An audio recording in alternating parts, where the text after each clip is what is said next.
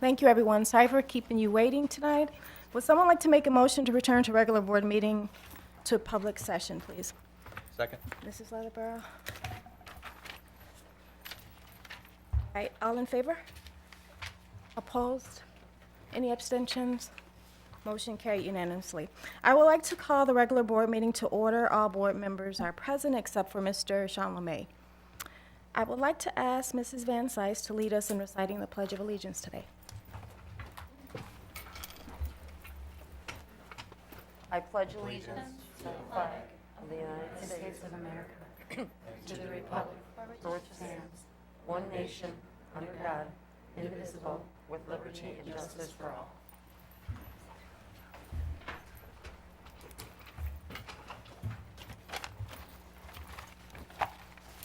Please be advised that in the event of a fire emergency and an evacuation should be necessary, the alarm will sound. Please note all marked emergency exits and evacuate well away from the building. At this time, we request that everyone turn off their cell phones and electronic devices or put them to silent, please. Would someone like to make a motion to add an addendum to the consent personnel agenda? Mr. Schubert, a second? Mrs. Beeger? All in favor? Oh, I'm sorry, is there any discussion? No, sorry, no discussion. All in favor? Opposed? Abstentions? Motion carried unanimously. Oh, no. Dr. Marsloff, board recognition. Thank you, Mrs. Vasquez. Tonight, we are recognizing the Williamsville North Athletic Program and the hundreds of varsity student athletes whose outstanding performance in the classroom has once again earned the school the State High School Athletic Association's highest award as a 2015-16 Scholar Athlete School of Distinction. North Principal Gary Colicchio is here to tell us more and will introduce us to some of our scholar athletes. Mr. Colicchio? Thank you, Dr. Martzoff. We are honored to be recipients of the New York State High School Athletic Association Scholar Athlete School of Distinction Award. Only 32 schools out of 890 schools in New York received this honor in 2015-16 school year. This is the third consecutive year that we've done this.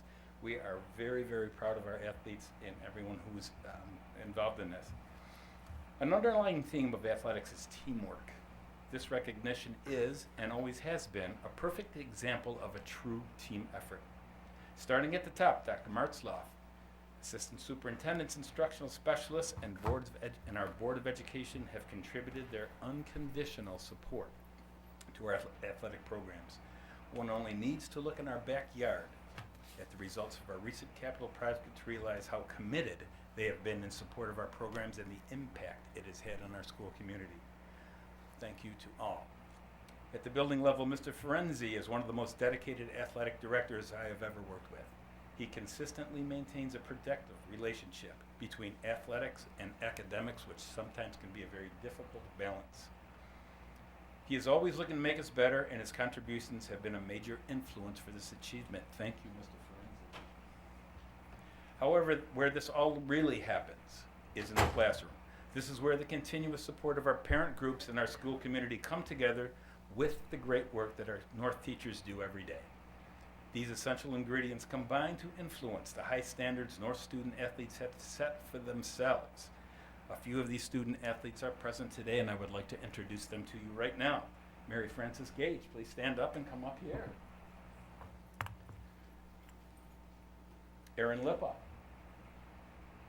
Matt Jeffries. Josh Serwick, and Anthony Maniscalco. Thanks to all who have contributed to this valued New York State recognition. Thank you all.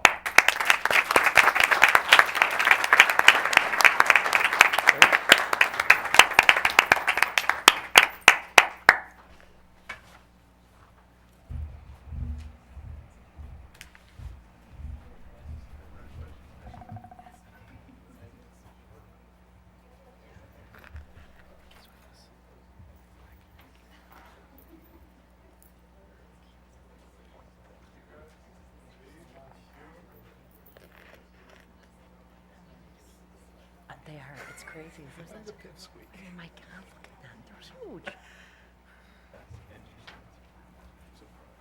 It's milk with hormones. Chicken nuggets or something. I was like 5'5".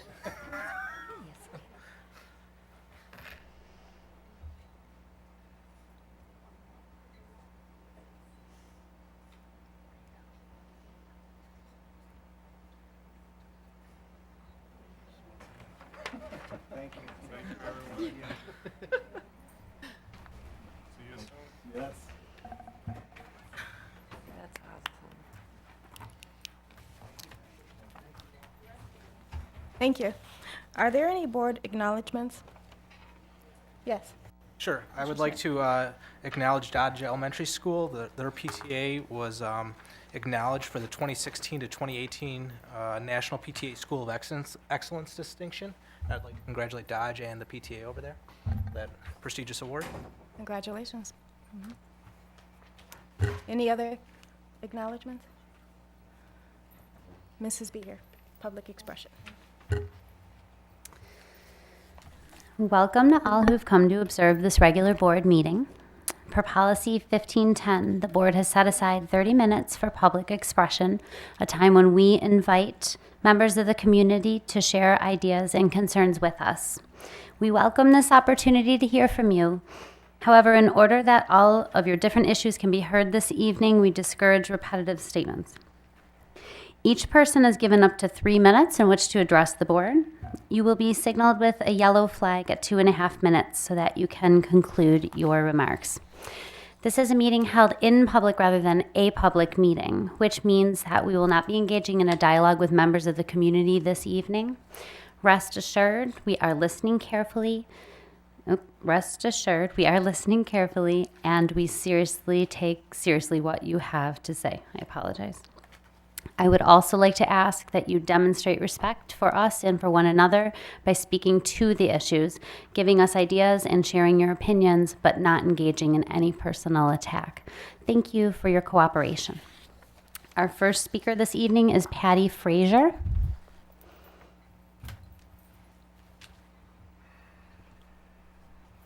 Good evening. My name is Patty Frazier. I live at 127 Sainsbury Road, Williamsville.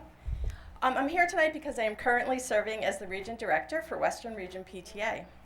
On September 1st, 3 Williamsville schools, along with their PTA units, were notified that they had received the designation of National PTA School of Excellence. Heim Elementary and Heim Middle Schools continued their designation that they were initially awarded in 2014. Dodge Elementary School and PTA became first-time recipients. They joined Maple East Elementary School and Williamsville North High School and their PTAs who earned this designation last year. The National PTA School of Excellence is a recognition program that supports and celebrates partnerships between PTAs and schools to enrich the educational experience and overall well-being for all students. As a National PTA School of Excellence, families feel welcomed and empowered to support student success, and PTA is a key partner for continuous school improvement. The path to excellence starts with a joint commitment of PTA and school leaders to work together to achieve PTA's national standards for family-school partnerships. Through the School of Excellence program, our PTA units and schools gain new ways to engage families in school decision-making. This year, 173 PTAs and schools successfully completed the process of becoming National PTA Schools of Excellence. Of those, 15 are in New York State, with 3 being in the Williamsville Central School District. Last year, only 4 schools in New York State were named Schools of Excellence, with the 2 from Williamsville being the half of them. The strength of the Schools of Excellence program here can be traced back to the commitment of Jamie Knapp, a former unit president at Heim Elementary School PTA, and a former co-president of the PTSA Council. Jamie extended her efforts to New York State PTA, sharing her passion for family engagement by serving as the New York State PTA Family Engagement Coordinator. With her all too soon passing last year, we lost a powerful advocate for our families. It is comforting to know that her legacy remains in the vital partnerships that exist here and continue to grow to help families support student success. The School of Excellence program recognizes partnerships. I would be remiss in not highlighting the partnership that our units and the school board have developed and maintained over the years. Your presence at our meetings is a valuable asset for all of our members. Indeed, the model for the partnership we have here in Williamsville is one that is often shared as a best practice in trainings and in leadership development for PTA members across the state. It is my pleasure to be here tonight on behalf of the region to congratulate your National PTA Schools of Excellence, as well as to celebrate the positive impact of the partnerships that empower families throughout our district. Thank you. Thank you.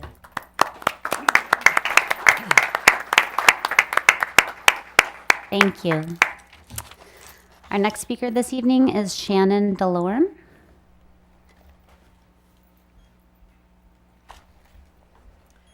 I'm Shannon Delorme, and I reside at 255 Ranch Trail West in Williamsville.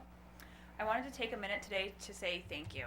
I stand up here on behalf of Lynn, Kelly, and myself, and many other parents in the district who about a year ago stood before the board and asked for them to listen to why we believed that our children deserved a break in our school day. We asked you to look at research and to see that our children would be more successful in their school day if we gave them recess. You listened, and we thank you for that. Over the course of the year, we had meetings, a committee was made, and action was taken. Again, we thank you. I see the Williamsville board has come a long way, and I'm so happy with the changes that have been made. Parents, teachers, administrators, and the board have to work together for the best outcome for our children, and I believe that we are taking strides in the right direction. I'm looking forward to hearing more tonight on the policy for recess.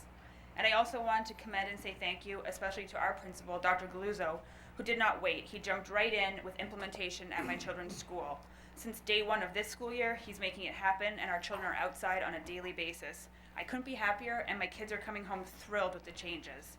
So for once, I'm not up here asking for anything. I simply just wanted to say thank you. Thank you. Our last speaker this evening is Karina Palucci.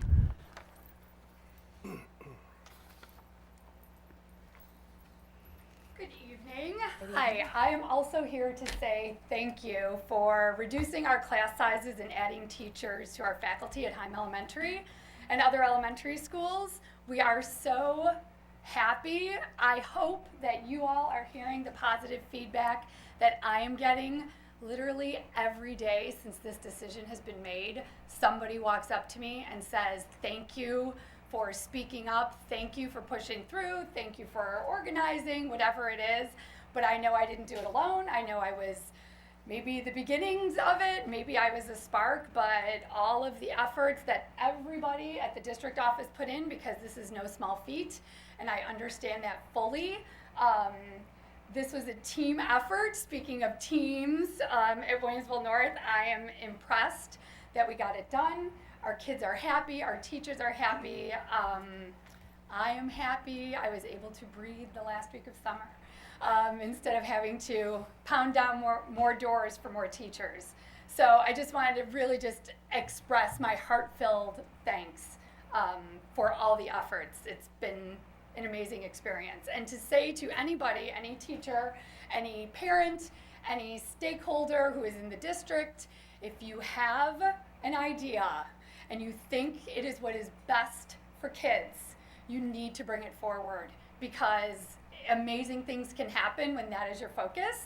And so I encourage anybody who's watching or listening to move forward with your ideas, talk to people, and bring it to the board, bring it to your community.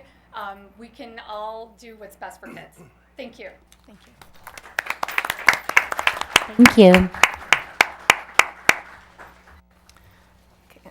All right, item 5 on the agenda, consent agenda. Would someone like to make a motion to approve the consent agenda and addendum as presented?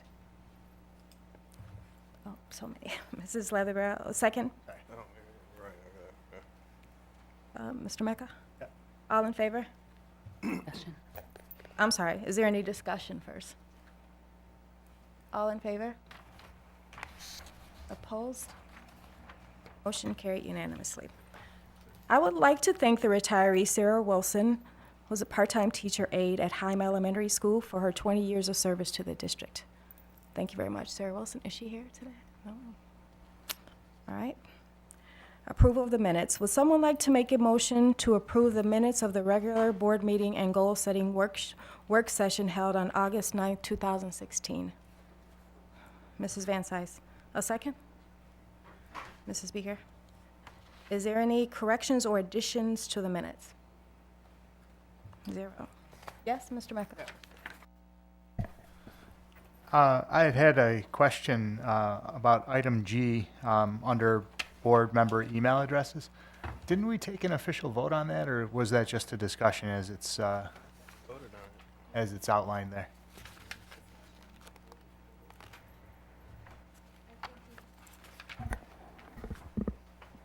I remember us sort of polling each other, but it was not official. Okay. Thank you. Is that everybody else's recollection to the most part, or? I believe that, but I still have the question then if we will be able to, That'll be for committee of the whole. Or that's okay, so we'll put that under committee of the whole. Okay. Mr. Mecca? Sorry, so then it is correct the way that it is in the minutes as far as everybody remembers? I don't recall. All right.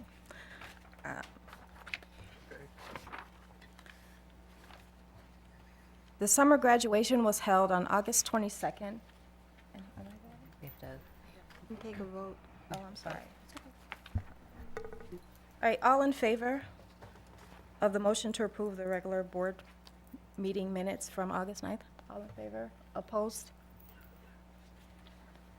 Abstentions? Abstentions? Yes, Mr. Schmidt and Dr. Lucida were absent, so we have 2 abstentions.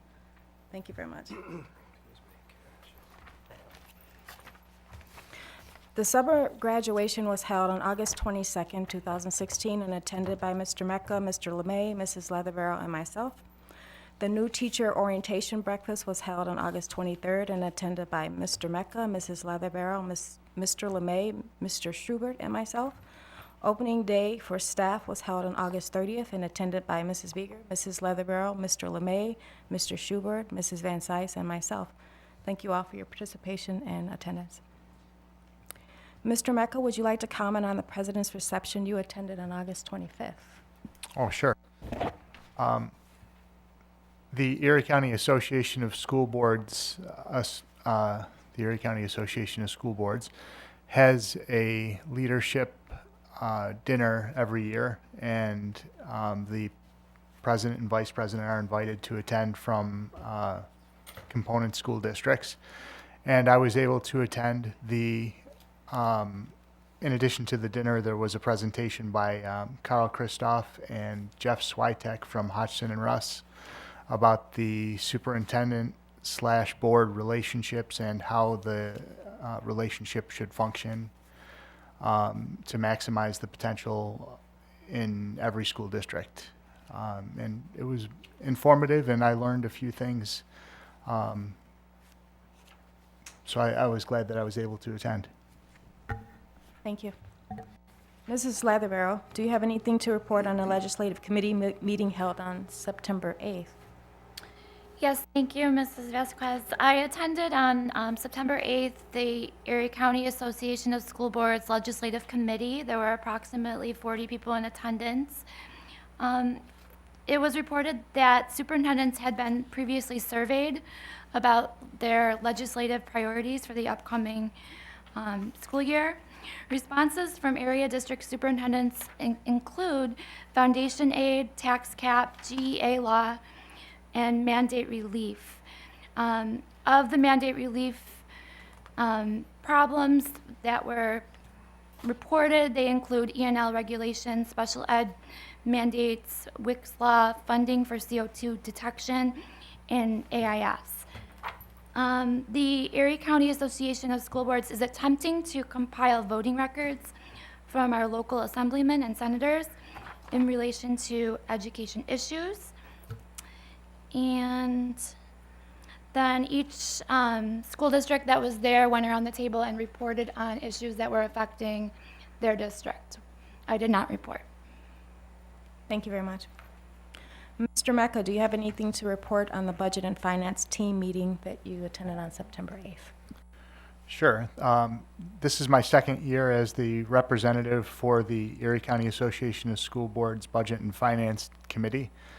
And the largest part of the budget for that organization comes from the dues that each school district pays. And those dues are proportionate to the size of the school district in terms of student population. And that group is most concerned about trying to raise revenues from other sources. And one of their main sources at this point, aside from the dues, is programs such as the law conference that many of us attended in the summertime. So there was a pretty robust discussion about other programs which might raise revenue for the organization. So the prime one that seems to be coming to the top is a program intended to educate school board members of programs offered by BOCES in terms of career and technical education and career readiness programs. So that's kind of being explored. It's in a nascent stage in terms of the thinking of that group, but it's going to be fleshed out in the future meetings. Thank you, Mr. Mecca. Mr. Mecca, Mr. LeMay, and I will be attending the annual leadership dinner on Thursday, October 6, 2016, at the Millennium Hotel. 3 board members have been registered to attend the convention in Buffalo on October 27th through the 29th. Mr. LeMay will serve as our delegate, Mrs. Leatherburger will serve as the alternate, and Mrs. Van Cise will also be attending. You have been given the proposed bylaw amendments and resolutions. Would anyone like to propose an amendment or rebuttal to the proposed amendments and resolutions? The deadline for proposing an amendment is September 19th. Mr. Mecca and I will be attending the 2016 Board Officers Academy in Rochester, New York on September 23rd. Are there any other New York State School Board Associated matters that anyone would like to discuss? Mr. Smith. Sure. Mr. Mecca, I did serve on that budget committee when I first started the first couple years, and they did talk about it's always been an issue raising revenue, and I disagreed with their formula for charging us because I thought it was unfair. Just because we're the largest, we should pay the most. We all use the same resources. We have 9 board members, same as other school districts attend these things. But they did talk about at one point incorporating other school districts, like Niagara County, into the Erie County School District Board, and raising revenue from marketing themselves to others, to outliers that haven't joined. Have they progressed in that thought at all, or? Yeah, thanks. I'm glad to actually talk about that with you. First, we are not the district that pays the most, though. Maybe at the time it was the case, but Buffalo is actually a member of that organization, and they pay the most dues since they are the largest school district. But I do get your point of that it should be more proportional more. Share the wealth. That it should be more equal rather than proportionate to the student population.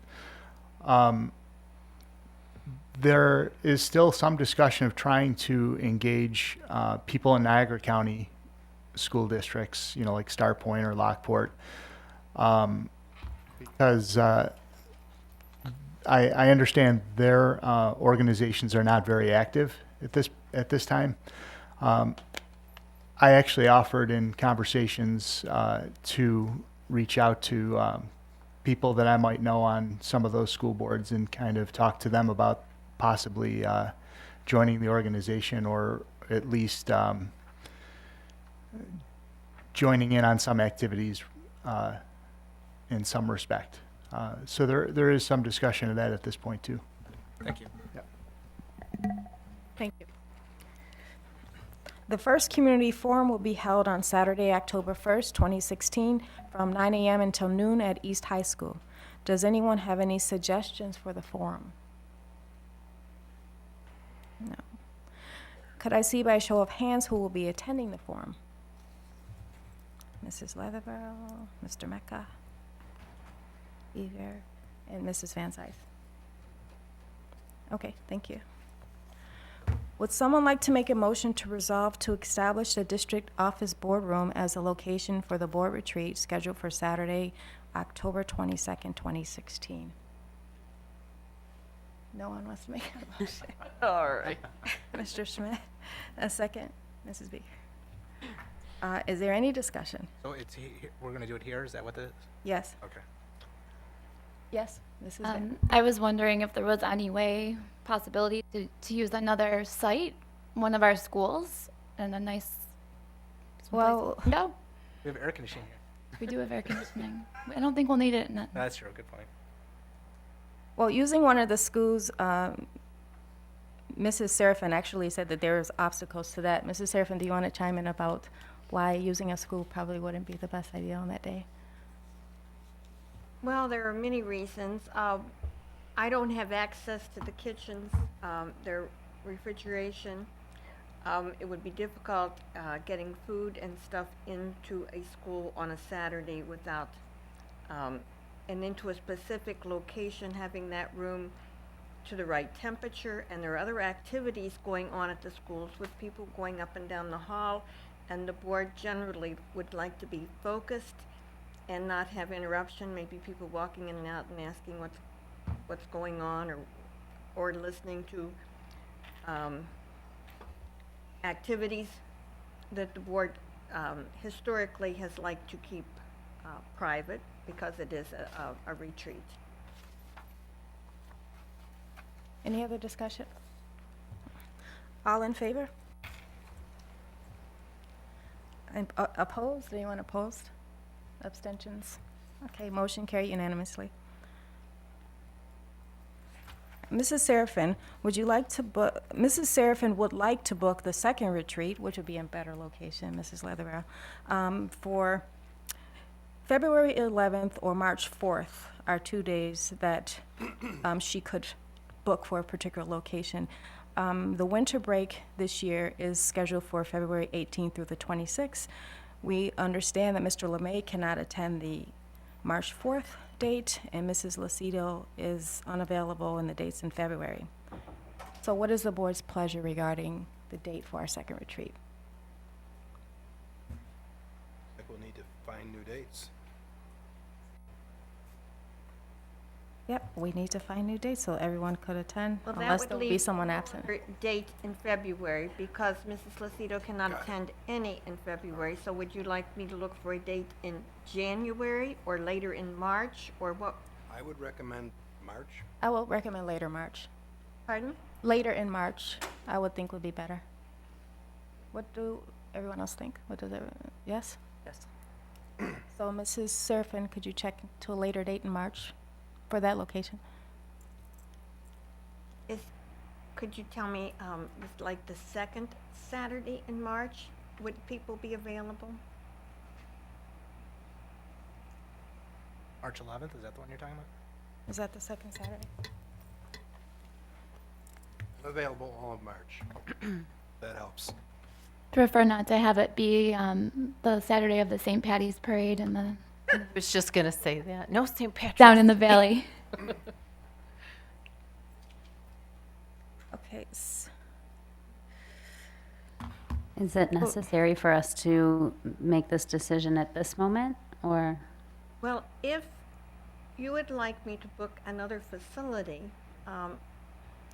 as I thought was your wish, I can't book a facility that you might like last February, and on a last-minute notice. I mean, it's booking up rapidly as it is, and so I found out the dates that we could possibly meet there. Is everyone here available on Saturday, March 11th? I am not. Who's not? I am not. Oh, you are not? Okay. And March 18th is the day after St. Patrick. Is that not a good date to meet? That's not good, okay. So we're up to March 25th. Are you all available? Good, let's go March 25th. I'm sorry? Yeah, March 25th. What is, Yeah, February. Easter? I 25th, don't know. 28th. Yeah. When is Easter? When's that break? It's I don't have April 10th, somewhere around there? No, it's April 16th. April 16th, yeah, April 16th. Okay, so March 25th, are we 25th. good to try that date? 25th. Hoping Mr. LeMay could attend that date. Okay, March 25th, would you please check that date, please, Mrs. Serafin? Thank you. All right. All right, let's review the 2016-2017 board goals implementation plans. I will ask that the list of goals, I see they're already up, and suggestions for activities be projected for board review. All right, so we're going to have to decide what we're going to keep, what we're going to delete, and what we're going to alter. So please chime in. We want to get through this as quickly as possible. We're in committee, I'm sorry, in community engagement. These are the activities, the progress indicators. What is the board's pleasure regarding these items?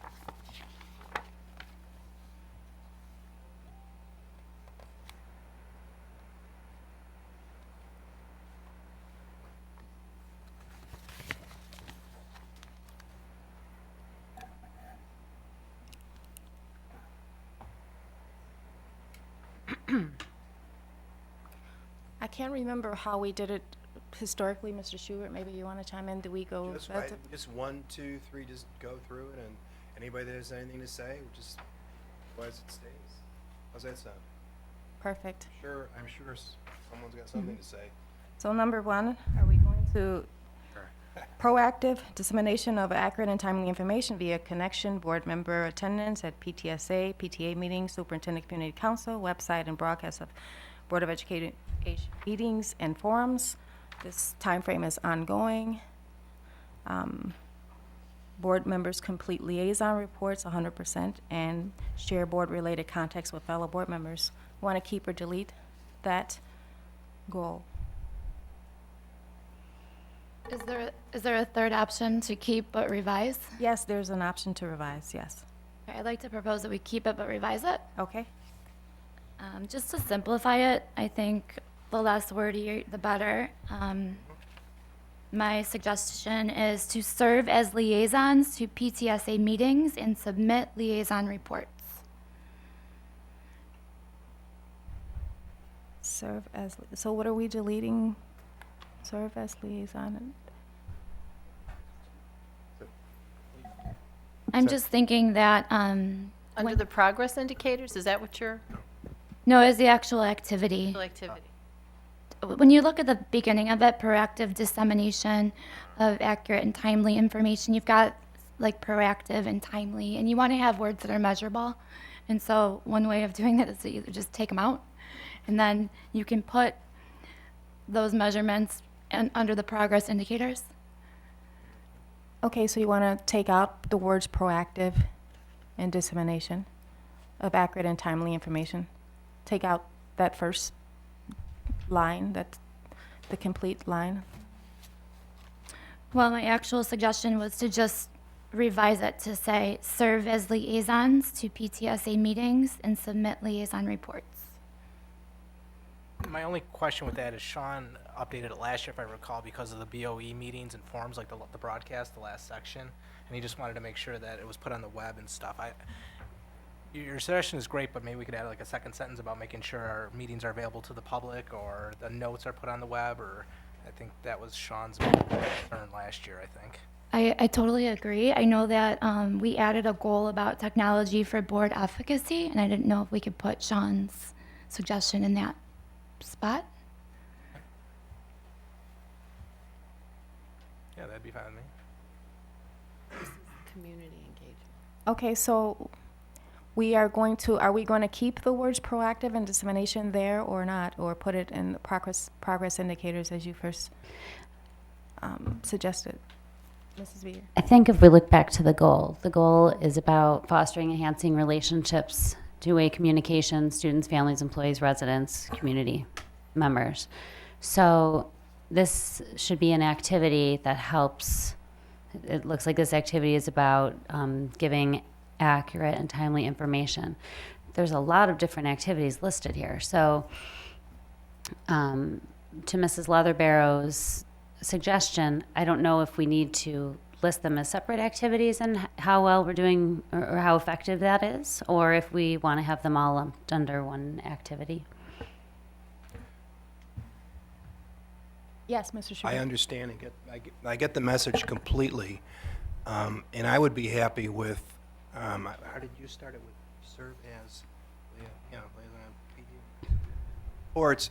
I'm just concerned that we're losing the superintendent's community council website and broadcast of whether they're important Board of Education meetings and forums, because that's really, I think, some of the stuff is coming out. The rest of it I understand and agree with taking out, but do we want to take out the superintendent's community council website and the broadcast of the Board of Education meetings and forums? Yes, Mrs. Leatherbrow. I was going to suggest that we use the second part of that as a separate activity, so that the action of the board is to attend the meetings and serve as the liaison. And then it would be a separate action, not really of the board though, more of the district, that broadcasts our meetings and things like that on social media or on the web. Like, I do see your point about, Mary, your point about including the list. The downside of that is when you start listing everybody, you're apt to forget somebody. Yeah. Or some group. Okay, so we need to decide how we're going to word this. We need to give the suggestion. So what is your suggestion? How should we word this? What should we take out or what should we add?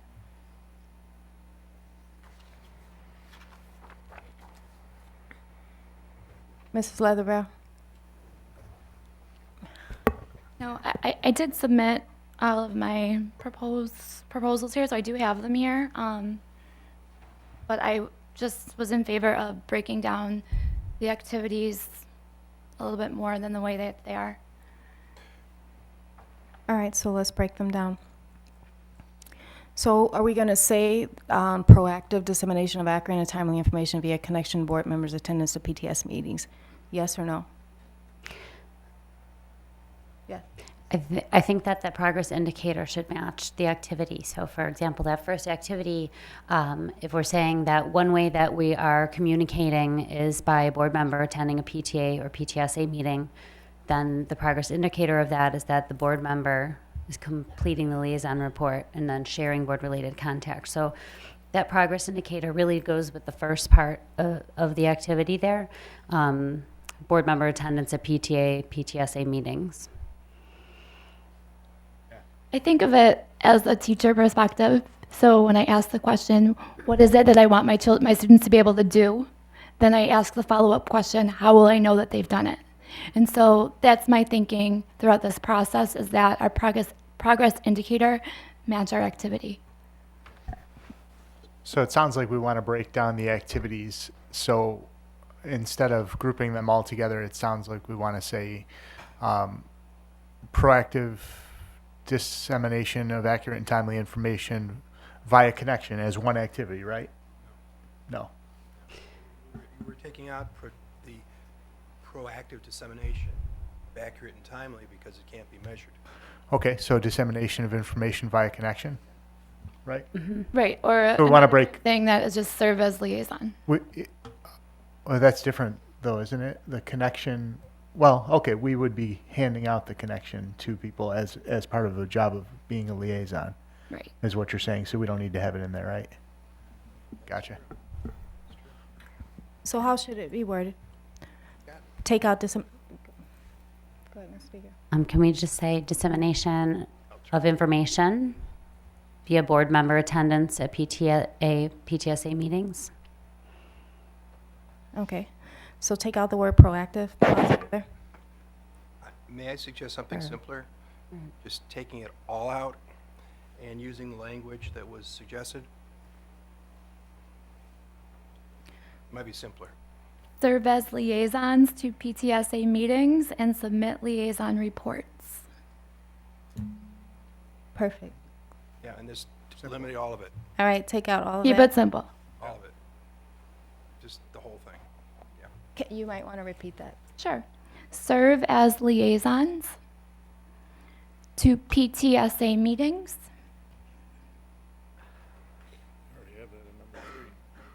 and submit liaison reports. How is that going to be different from number 3, Mrs. Leatherborough? When you look at number 3, continue to maintain excellent relationships. My question is, how do you measure that? Can't measure that. Okay, so we'll finish number 1 and maybe just delete number 3 when we get to that. Yes. Okay. Yes. Yes, please. Serve as, is this all that you said, Mrs. Leatherborough? Serve as liaisons to PTS meetings and submit liaison reports. Correct. Okay, and the timeline for that should be ongoing. We could have a more definitive timeline. I know that Mrs. Serafin appreciates us getting our liaison reports turned in a timely manner, so we could, as a board, agree upon what we think is a reasonable amount of time to turn in a report. Could we say like 1 week? I think that'd be gonna happen. I think a week is reasonable. That's just me. So, yes, Mr. Mecca. I need a little extended time. On occasion. We could put except for Mr. Mecca. I think we should. 10 days. I think we should say within a timely manner. How about prompt? Promptly is good. Promptly, I like. I would just caution that those words aren't measurable. Yes, I understand. That's right. But who's going to measure them? Then 7, Cater. Let's just say within 2 weeks. oh my word, Oh, 7 days after the meeting. Ms. Conn used to take 10 minutes after the meeting to submit a report. She'd have it all typed up. I hate to, you know what, I'll tell you, to be honest with you, last year I was doing them as I'm sitting in the meetings, okay? So I'm sitting in these meetings doing these, and I'm not paying attention to what's happening at the meetings.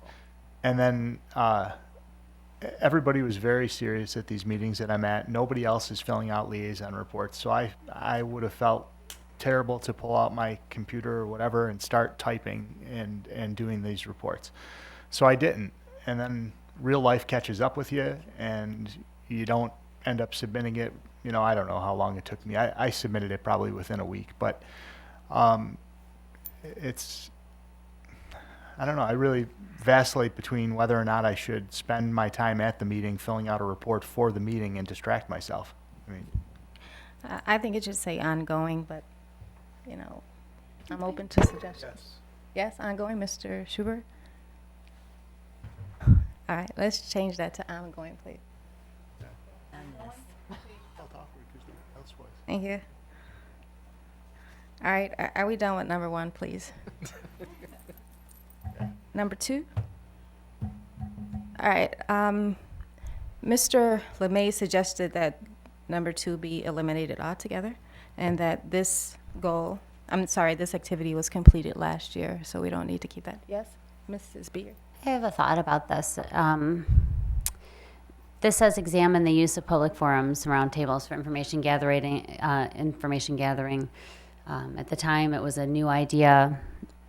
I'm thinking about now examining how we're using the public forum and gathering feedback back from stakeholders. This goal is about fostering, enhancing relationships and two-way communications, and then there's a number of different parties involved. I wonder if it's in our best interest as a board, following the 3 community forums throughout the year, and perhaps this will follow in number 6, to offer some kind of survey to all stakeholders, just to get their feel for, after a community forum, how effective they feel it was, so that we can get a feel for how students, families, employees, whatever they may be at a community forum, how effective they feel it is as far as a means to voice their thoughts, and as far as a measure for us to communicate with them as well. So,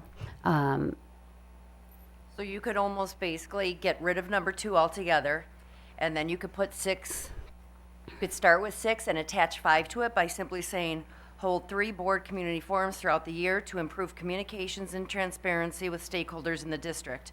And then your progress indicator would be about having a survey for the community or the people that attended to fill out and indicate how they felt the progression is and if we met their needs. I like that. That's a good question. Who's going to get it? The community or just the people that attend that? I mean, just to be more specific, I guess the smart, Teresa's smart goals. Personally, I think it would have to be the people that attended the community forum, because you wouldn't be able to say, did this meet your needs? How did you feel this went?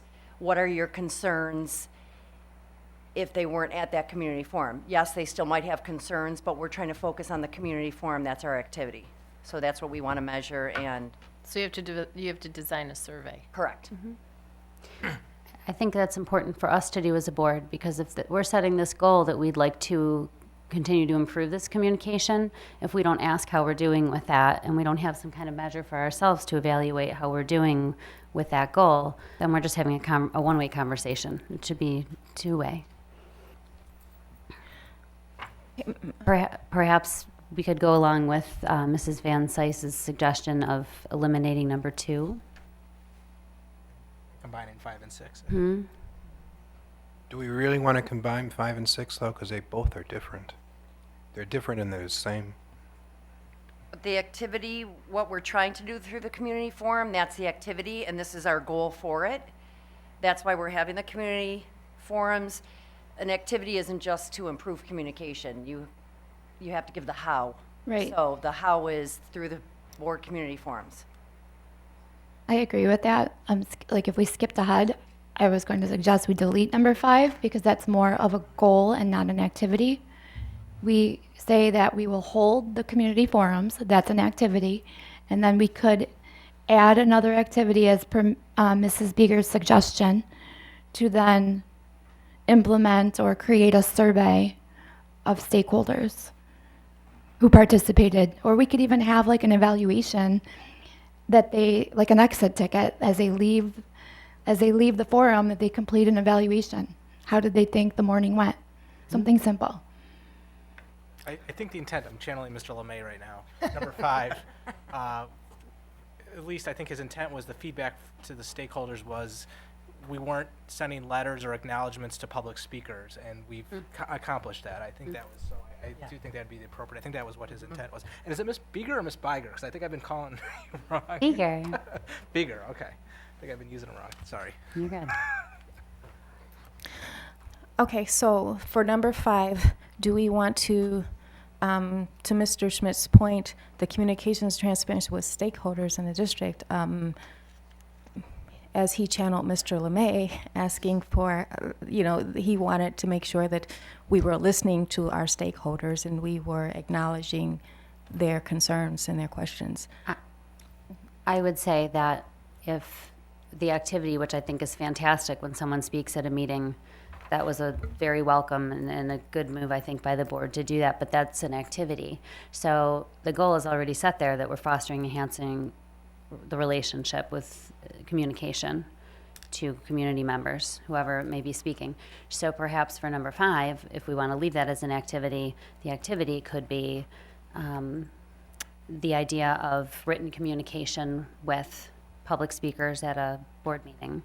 And then the progress indicator is that we do that 100% of the time. So, yes, That's right. Ms. Leatherborough. I don't want us to skip the ones that we just skipped over, but if we're looking at that at the end, we could edit or revise it to say respond to individuals who contact or speak before the board. That is what we will do as a board. I like the way that sounds, and that's exactly what we wanted to do. Respond to individuals who contact or speak before the board. Yep, that's number 8 on the next page. The next page. And we would be taking out the improved communication piece. So we'll take out number 8 later. Okay. All right. Okay, let's go back. Let's backtrack. Let's try to stay in order if we can. Where were we? We were at number 4, which is actually number 3. We actually have to go back to number 2. We didn't finish that one because continuing to maintain excellent relationships is not measurable. I thought we got rid Thought we dumped number 2 too. Yeah, also. two, I thought Yeah, we 2 and dumped. 3 we don't. Can't see that edge of it.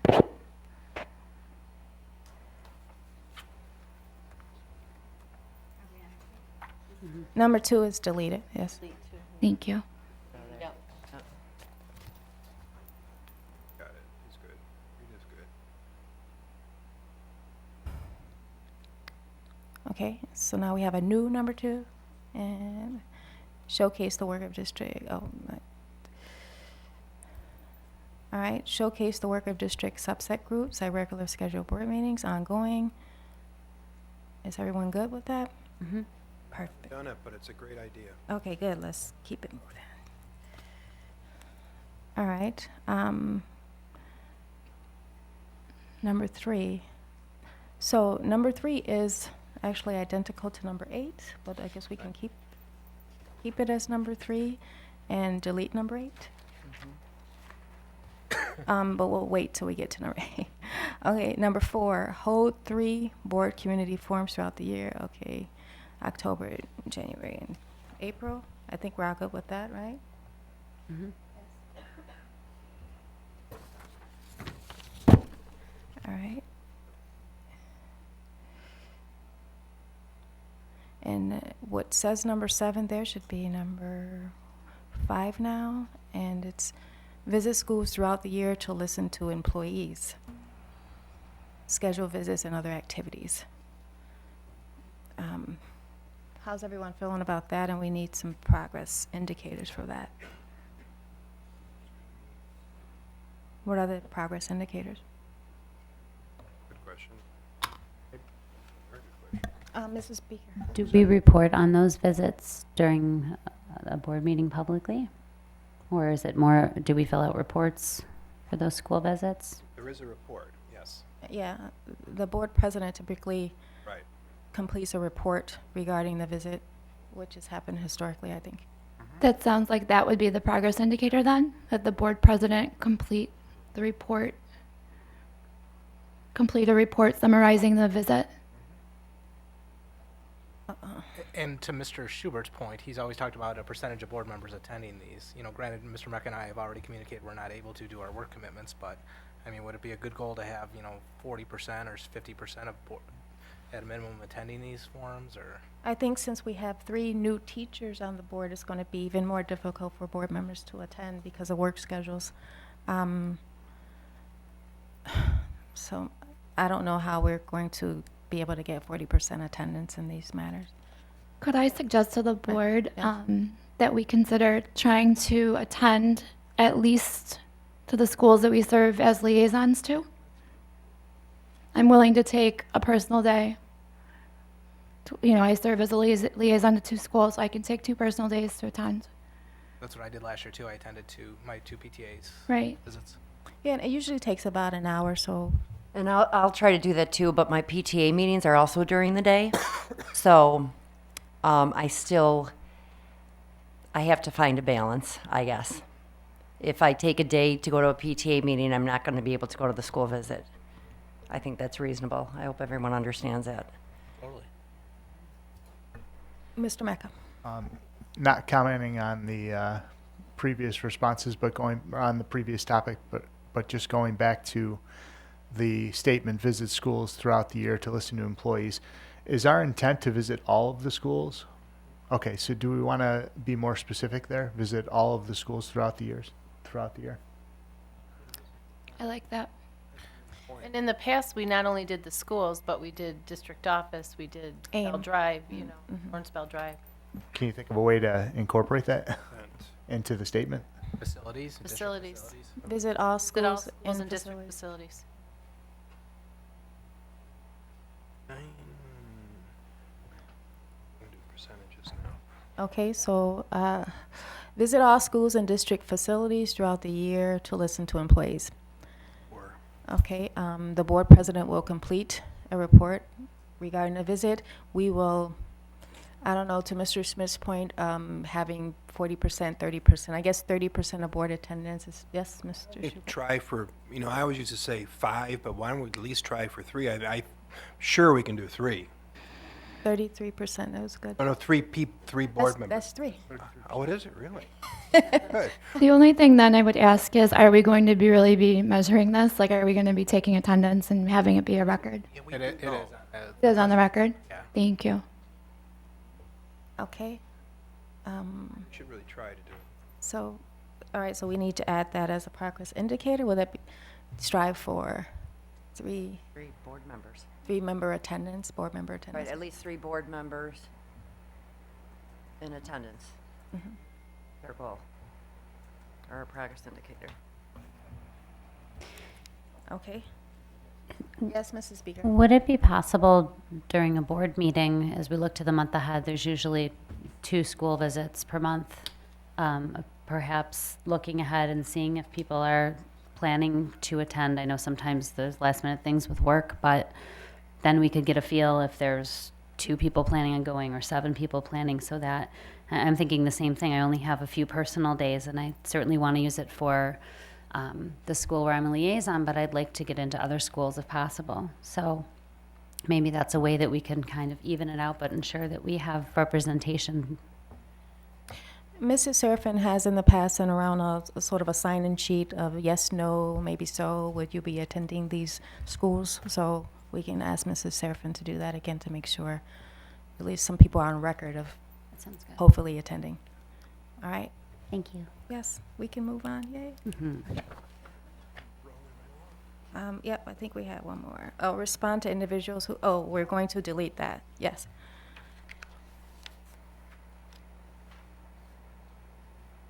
We're deleting number 8?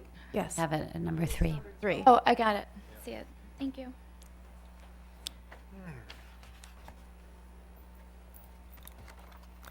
Okay, what says here number 9 is actually number 6. And scheduled district, oh, wait a second. Did we already do that one too? All right, we can delete that too. Yes.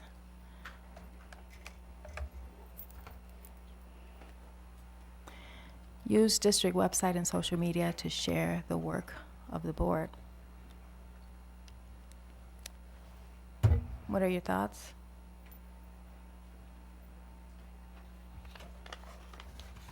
Nolan? Board minutes and putting in the meeting online, is that what that references, or? I don't know what that reference. No.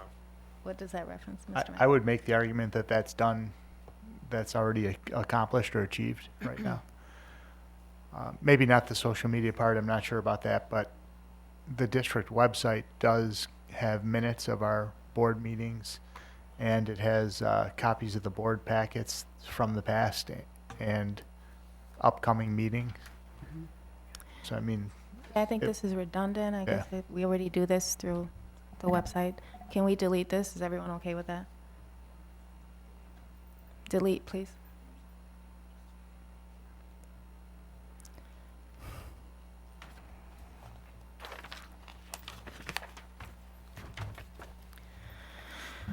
Student achievement and advocacy. Okay, the first activity we have is to continue to support and advocate for wellness and safety activities, character education, K through 12 asset building, student nutrition and health programming. Ongoing. We need progress indicators if you want to keep this. Mr. Marco. going back to the way that we've been approaching things, I would say that we're going to have to simplify that statement into smaller chunks so that it will be measurable. Right. How do you suggest we simplify it? What do you want to say? Just kind of break it down one at a time. I think Ms. Leatherbarrow wants to get in on this. Mrs. Leatherow? I know it's hard to believe, but I have a suggestion. No, not at all. Receive and review an annual wellness report and use data to guide decision-making. Examples, mindfulness initiative and K through 4 recess program. Mrs. Beeger? That wording that you suggested is already listed further down. So rather than retyping it, if we want to scroll down and look at, I believe, unless that's just on my copy. Yeah. Number 7.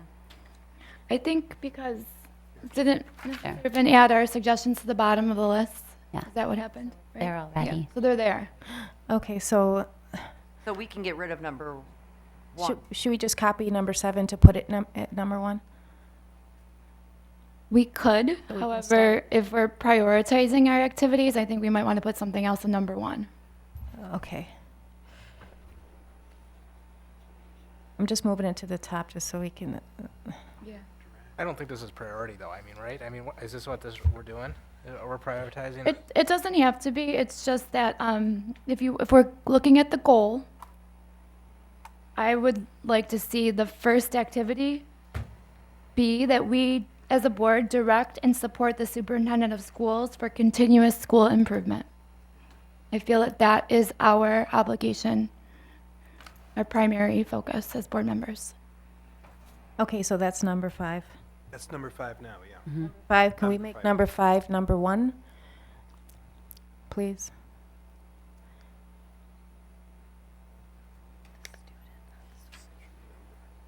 So,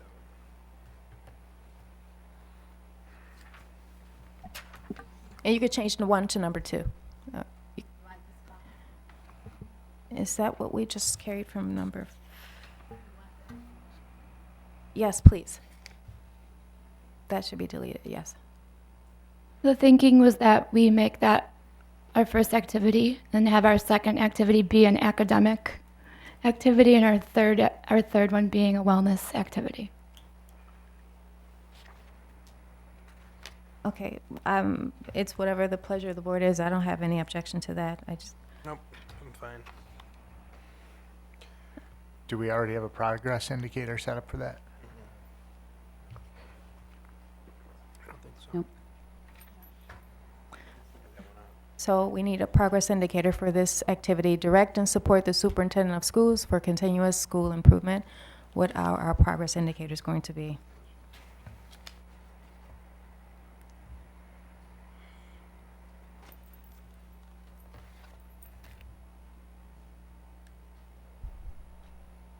I don't know. That's a tough one. Why don't we come back to that? Board self-evaluation tool? I was thinking about that, but then we're sort of, I don't know.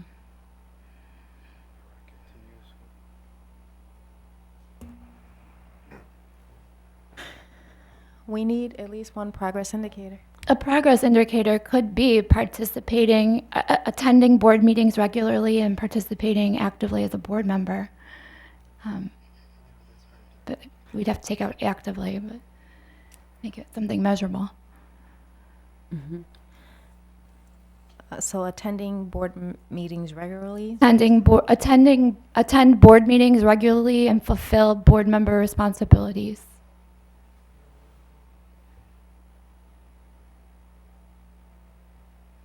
Should we define regularly, put a percentage on it, or should we, does it matter? Every other meeting. It's kind of not that directly related, I don't think, though, to the activity. This is kind of tough. It's true.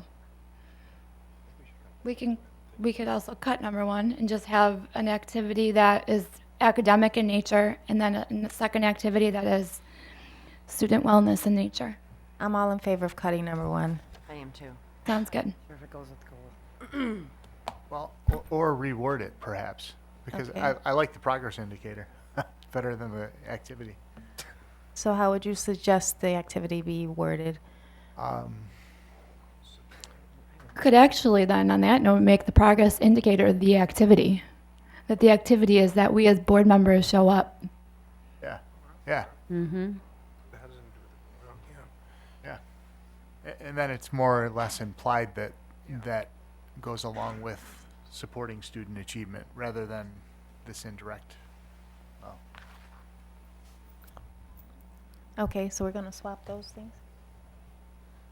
Doesn't that go without saying? Yeah. It's, Attend board meetings regularly and fulfill your responsibilities? I think it needs to be a goal or an activity. I think it needs to be there. Really?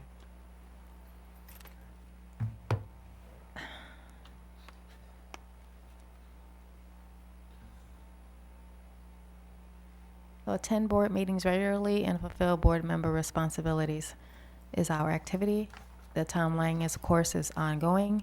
The progress indicators for that are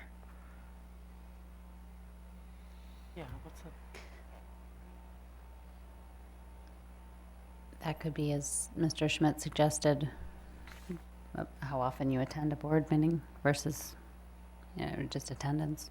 What was his suggestion? What was your Mr. Smith? Either put a percentage of attending or put a board self-evaluation on there. I like board self-evaluations.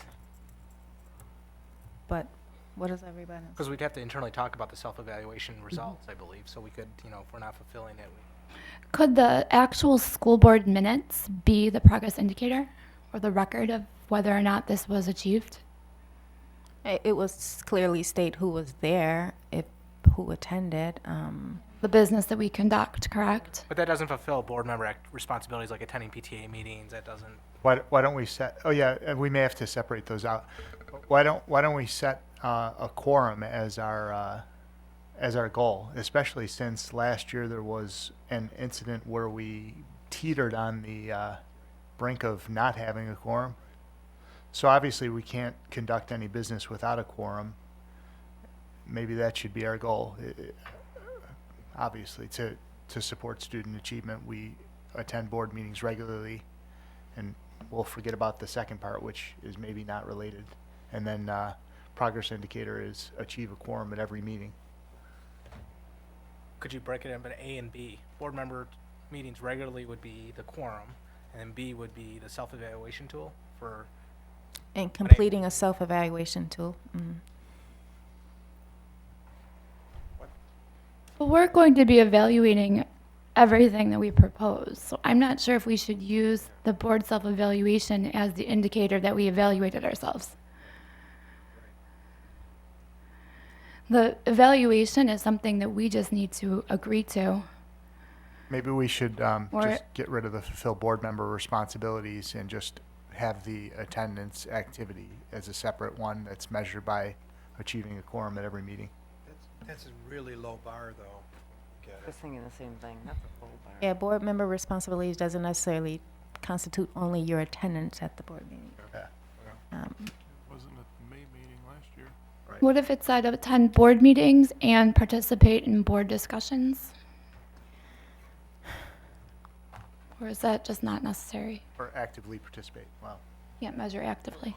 Active. Perhaps we could go back to the idea of looking at the meeting minutes, and if it seems that this activity is not happening to support student achievement, then we go to the minutes to look at that to indicate whether or not board, just to really encompass everything instead of looking at quorum or specific attendance or PTA meeting attendance. Perhaps the board meeting minutes can be all encompassing as a way of indicating if we are doing those things. I don't see that either. And I'm just going to go Bounce. totally out on a limb here and say, I don't know if I even like this at all, this one at all, because it's really taking a leading role in advocating for children and student achievement. I like to focus on the other things. What are we doing to show student achievement? What are we ensuring? The reports, the data.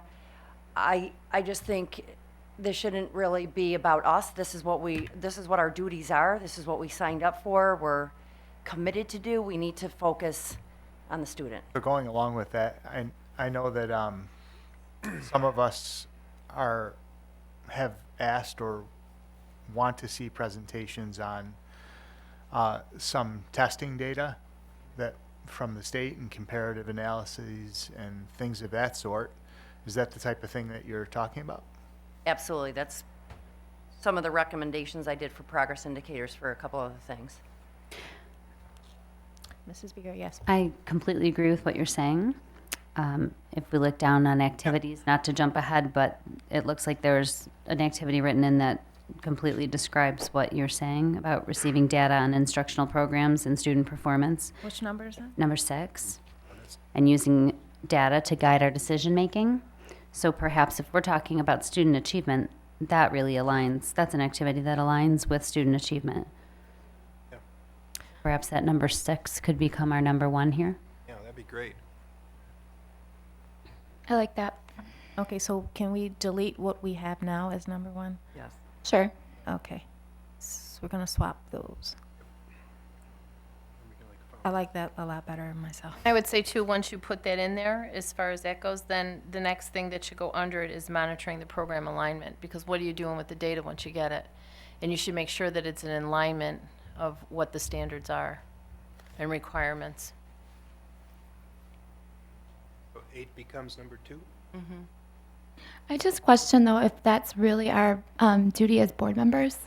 Isn't that more the duty of superintendent and his personnel to make sure that the program is aligned with New York State standards and state Right, but we're requirements? assuring their achievement and we're advocating for the changes for whatever that they bring forward.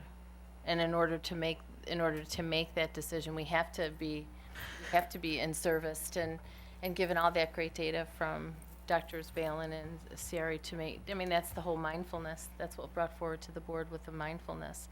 So to incorporate those things, I think, is key, because that's part of student achievement and advocacy. And you're right, it's in their wheelhouse. I mean, we're just here to, to make sure, but I think to make it clear for everybody that this is why we're doing what we're doing. I actually like what you just said, because you said us receiving the professional development, that could actually be our progress indicator for that.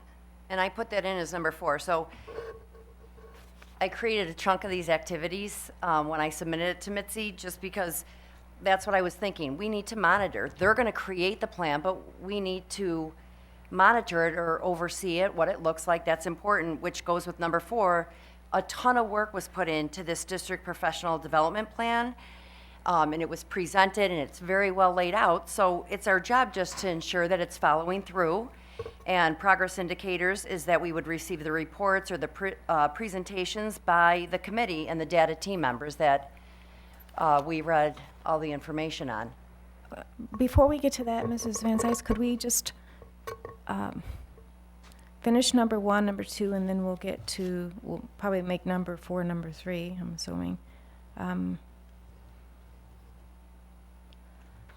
the progress indicators for this activity: receive data on instructional program and student performance and use data to guide decision making. What are our progress indicators for that?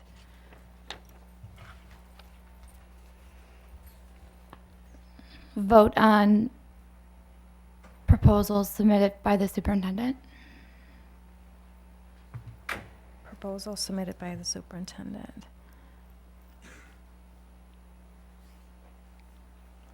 Listening to presentations or having although that might be more of a district goal because the district is giving the presentation. I don't know.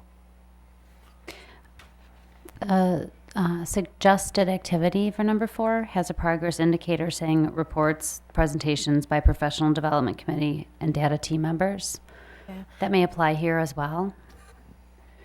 I'm sorry, what was the wording that you used, Mrs. Leatherborough, for this progress indicator? Proposal of something? The one regarding that we follow the superintendent's Yes. advice. We just want to make sure it's not the same as another progress indicator we have or something. What did you say? We have our goal to support student achievement. The activity is to receive the data and use it to guide our decision making. Yes. We can measure that by, or the way we do that is by voting on issues that are brought before the board by the superintendent. I think we should just change it to vote instead of voting, since we're using the same verb tense.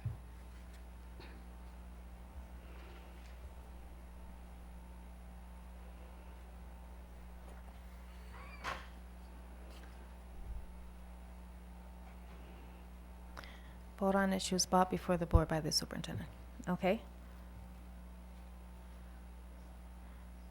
Number 2.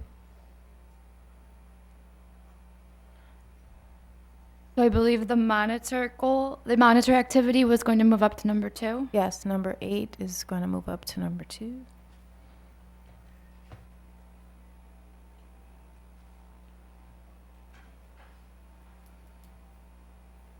I guess a progress indicator would be receiving a report For number 2. for number 2, to receive some type of report. And I know I put that in for 3, where I put the 100% of Williamsville Central School District high school students will graduate in 4 years, maybe that doing a percentage or seeing basically high school graduation rate. We're seeing, you know, the report on college and career-ready high school graduation rates. That would be the progress indicator that can go there. Because we're monitoring, we're not going to decide anything on the implementation, but are the programs that are in effect and being implemented, are they effective with college and career-ready students? And that would tell us through our graduation rates through a report.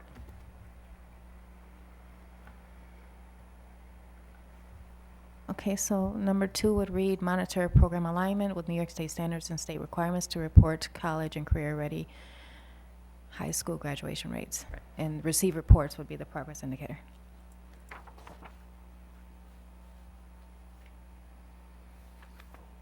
All right, so that's number 2.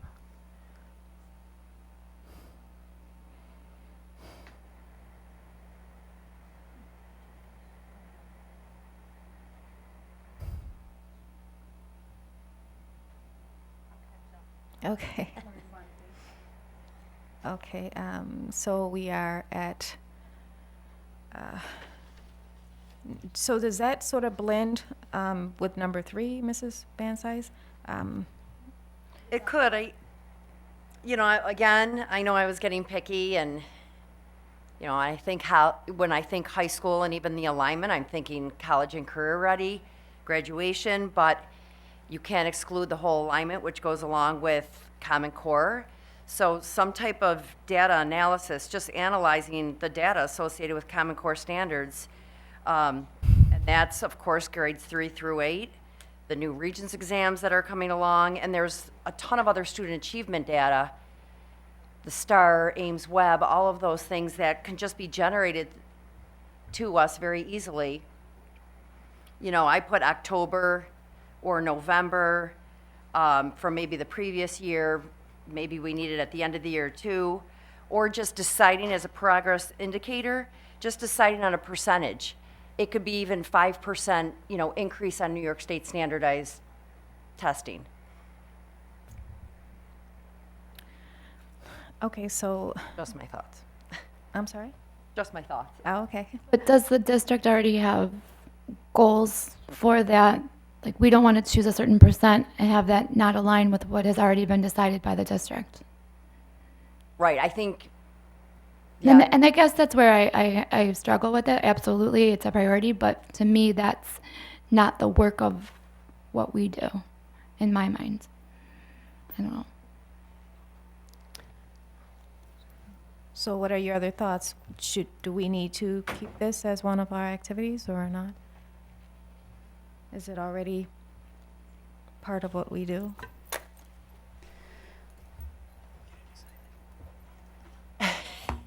I don't know, I just look at overseeing, and I think our primary job is that we are making sure that the students are being productive and, reaching the goals that the district has set forward and laid out for them. It's our job to oversee it. So I would just like to receive the data on the Common Core, as well as the data on graduation rates, just to see where our students rank. And I will say I did a ton of research, and I looked up many other school districts, both their goals and their activities. And this actually was, kind of an underlying theme when it came to student achievement. So would it be to receive reports to adjust Right, I policy? mean, as right. we're about? Right, because our job isn't to implement or change, it's to receive the data. We want to oversee and see what the data looks like and how the progression of our students, how they are doing both academically, physically, and social emotionally. But then we want to action that to adjust accordingly, correct? Right. So, To me, that makes sense, because if we're going to make informed decisions, we should know whether programs are working, if students are finding success, and that's something we continue to support. If we're noticing scores or high school graduation rate declining, then maybe as a board we look at district operations and why. So can we just leave that as, for the progress indicators for us, we can monitor that progress by receiving reports, whether it be testing reports and high school graduation rate reports. So I'm sorry, say that again, monitor? So for number 2, receive reports on district testing and high school graduation rates. Right. I don't want to say just standardized testing because that doesn't encompass everything that our educators do.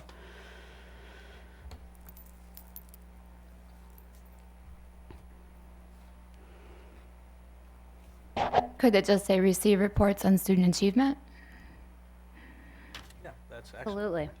That's great. That's And cool. I totally get what you're saying now, Suzanne. I was thinking that we were on to number 3. Okay. I did too. And that's why, because when you started mentioning all the different components, I thought we were on 3, but we're actually still on the first 2, which I totally support. And especially starting it off with the word monitor, I think that's a strong way to start it.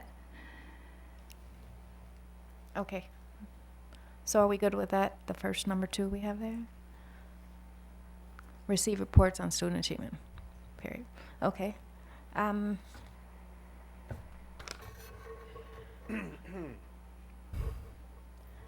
What are we doing with this second number 2? I thought number 3 we were going to do something about, which was be our number 4, right? Did we decide that the number 4 would be number 3? Are we keeping number 2? Yeah. Okay, so for a progress monitoring indicator, I wonder if we should list our continued involvement in NISBA or Erie County Association of School Boards as indicators of keeping up to date on those issues. Continued involvement in NISBA and New York State School Board Association. It's actually already listed there if you scroll down to the bottom. The 9. Well, we can delete number 9. That's why the recommendation was to delete that and then separate it out the way Mark was saying. Well, we could keep it there and delete number 9. It becomes a little redundant. I think it's important to make the distinction that our involvement in ESASB and in NISBA is not just to, go hear speakers, but the reason why is to stay informed about whatever agendas are happening, changes in the state. Yeah, those things that are stated in number 2. Right. Okay. I mean, it's important for us to do that. I don't know whether or not that's the activity.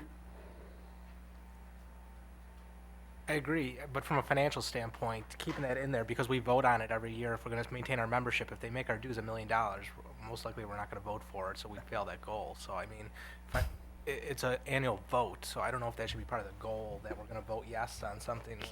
Can we just say professional development as board members? Because then we're not married to NISBA or rather continued involvement in professional Yes. professional school board organizations.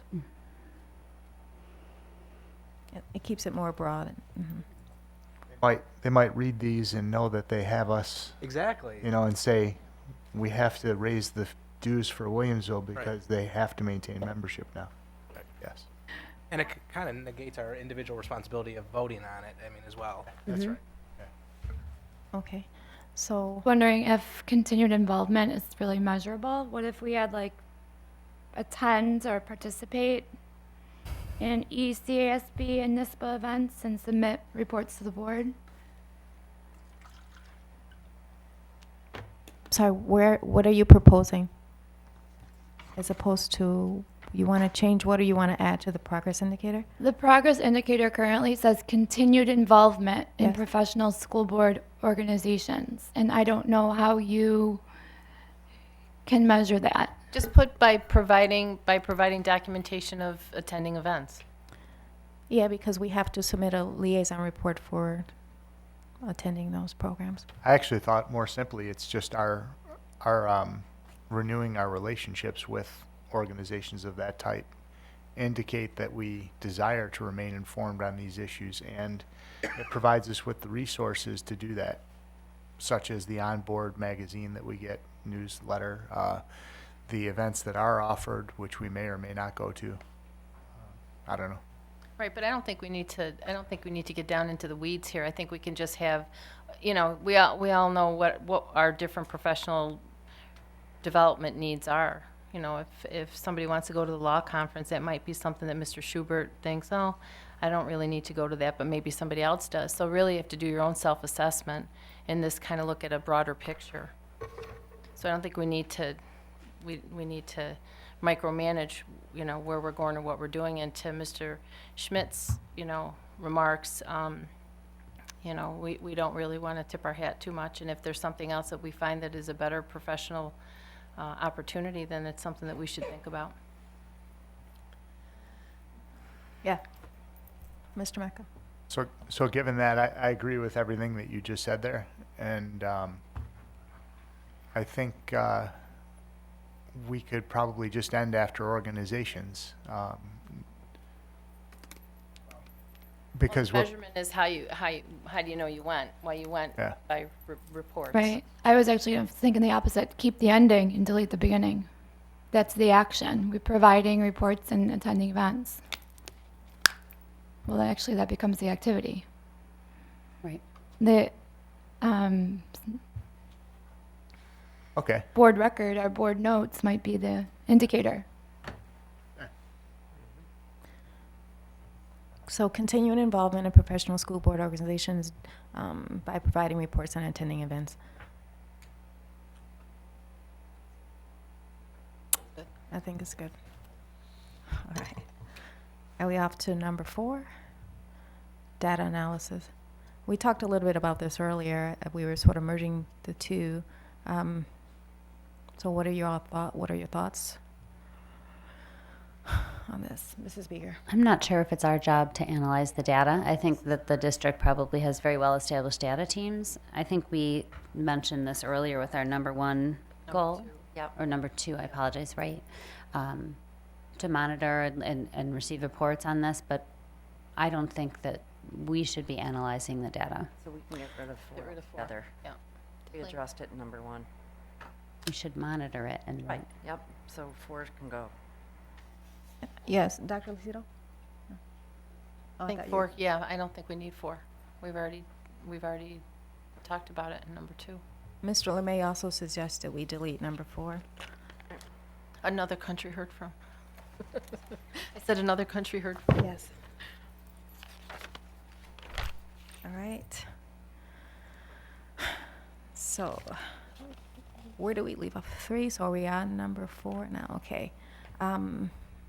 Ensure the district's professional development plan is meeting data team goals, connects with district curriculum standards, and aligns with New York State teaching standards and the district APPR. I think we can just get rid of insurers and put monitor. Again, it's not our, and then we're okay. And the reason why I added this one is because they presented it to us and we took an in-depth look at it. So we just want to monitor that, you know, for all the work that they put into it, that it is, you know, going in the right direction. Because so many things are involved with it. The New York State teaching standards, your APPR, you know, we need to make sure that it looks good. And that the progress monitor is simply, you know, maybe a presentation by the committee and the data team members. Just did it, you know, did it work well? Did it not work well? Just, you know, something simple, but to follow up on it as it was presented to us. I would like just to make sure that we're following up and seeing the results, how it went. Okay, and the timeline for this is ongoing. The progress indicators are reports, presentations by the Professional Development Committee, and data team members. Are you all good with that? I'm good with it. It just reads a little funny. I don't know. What's your suggestion how it should read?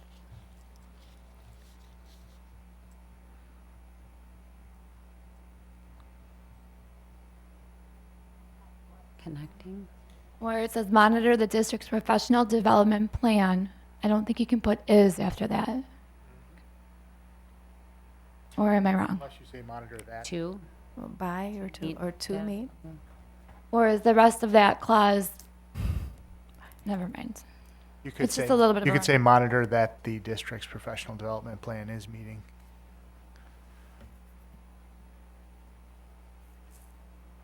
That works. meets the data team goals. Oh, is meeting, okay. All right, and the progress indicator is good? All right, off to number 5. Direct and support the superintendent of, oh, so this was one we moved up to number 1. I think we got rid of that one, right? rid of it. We took care of it.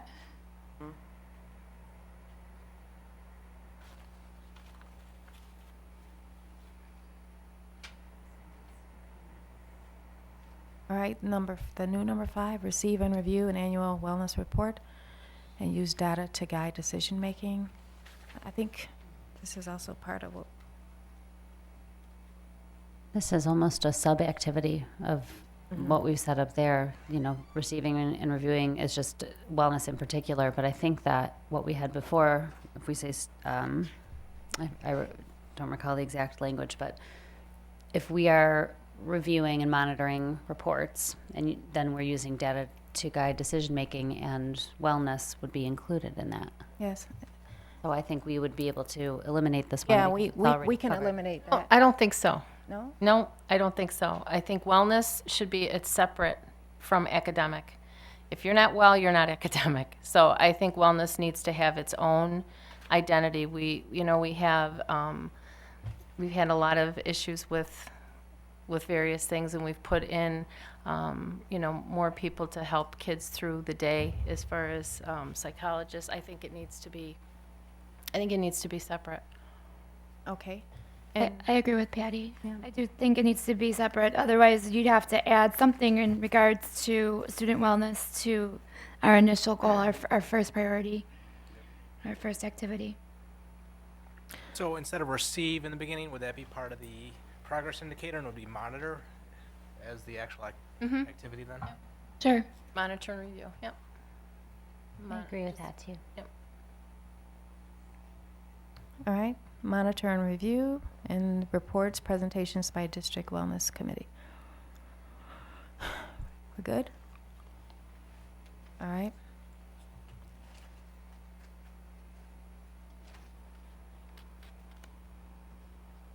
Get rid of those. Yep. Yep, delete, please. And 10 we've already done, right? We scheduled them, and Yes. Hold 2 retreats, so, yes, we don't need to have that as activity, do we? No. Delete. Well, we didn't hold them yet. That's the only reason why I have it as an activity in the event that we cancel them. fair. Yeah. But what do other people just think leave we 'em. should keep them? Just leave them. Okay. It's not We're gonna, talking about October, March, though, correct? Or Right, March? yeah. Well, October. maybe say fall and spring, or yeah, just that's fall and better. spring, yeah. instead of October and March, we'll say fall and spring. I'm sorry, instead of October and February, we'll say fall and spring.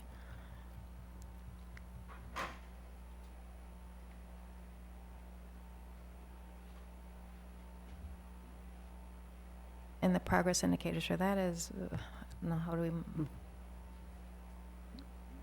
a quorum, will we, Oh.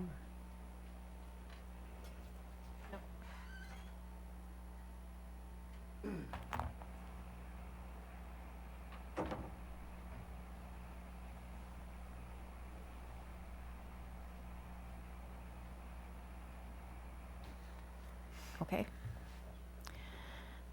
Number 7, that would be schedule board time to monitor and evaluate board goals.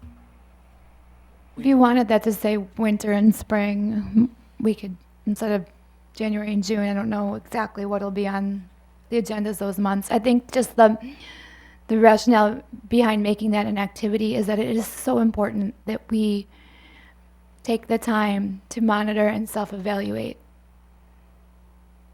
I think I mean, to keep this on there, but I think we do, correct? It's on the agenda planning, correct? It is. I mean, we haven't conducted them yet, so that's why it should stay on, but Right. Okay, so how are we measuring that? Completed board evaluation.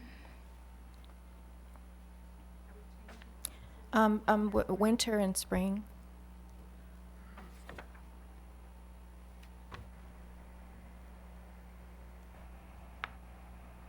present during meeting.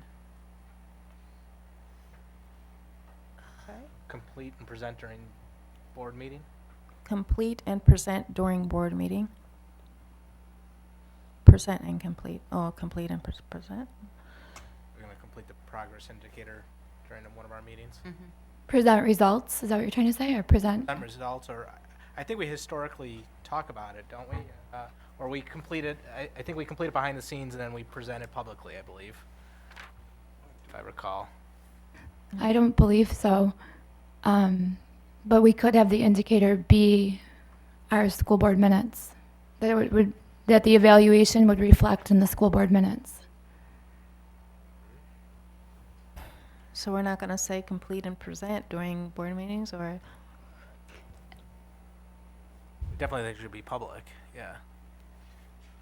I like the idea of presenting the results during the public meeting too, because it allows us to revisit these goals and activities with the public and also talk about what we've done, what we have not done, what we've done well, what we need to work on.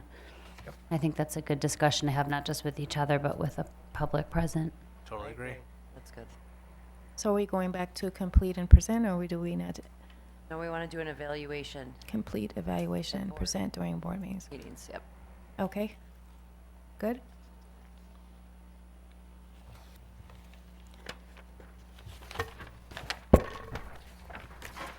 Off to technology for board efficacy. All right, number 1, district leadership board members will model the use of technology to increase productivity, facilitate communication, and improve management. Ongoing. Keep, delete, change.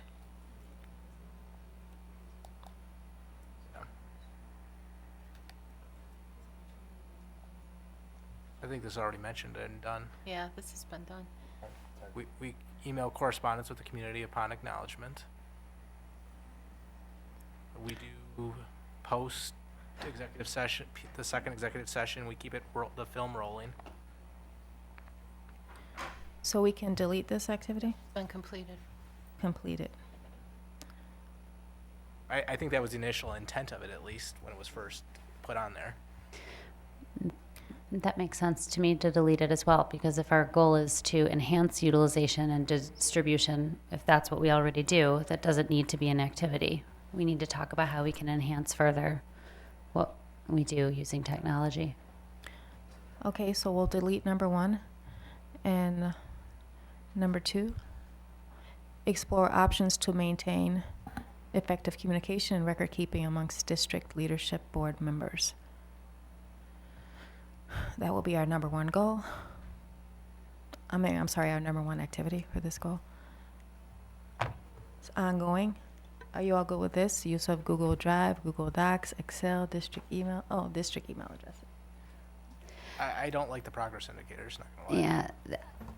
I think those progress indicators came from me, and I didn't mean to specify a specific program or that we need to use a certain thing, but my thought was that I think we have to be careful of open meetings laws, but there's also smarter ways to, like for an activity such as this, when we're brainstorming, that we can do it in a shared document rather than submitting all these different Word documents. That being said, if we're exploring different options, then maybe a progress indicator is even like board staff development on Google or something like that. I don't know. Yeah, and I think like getting the FOIL receipts on a monthly basis is one of the nice drivers of this progress indicator. So I mean, somehow to that effect, I mean, that's a great record keeping activity. What did you say? FOIL requests, we're getting monthly Right. now. What's Right. FOIL? So how are we going to word that? Presentation of foilable records, or staying regularly? I'm sorry, I missed it. I What are we? missed that. We're talking about FOIL requests? What was that all about? Mr. Smith. Progress. Right. What? What, for number 1? I'm just thinking of record keeping. What board communication and record keeping is how I was just thinking of it as. Like the communication record keeping on district leadership. What do FOIL requests have to do with that, though? No, we're getting that monthly email now on FOIL requests. So that was a record keeping activity that we're making sure that's being recorded, what's being requested, and the board is aware of what's being requested. Using Microsoft Excel. Yeah, true. Yeah. I'm just not real comfortable with explore options to maintain effective communication. To me, that's just like what I used to write in my college papers, like when I needed to fill lines.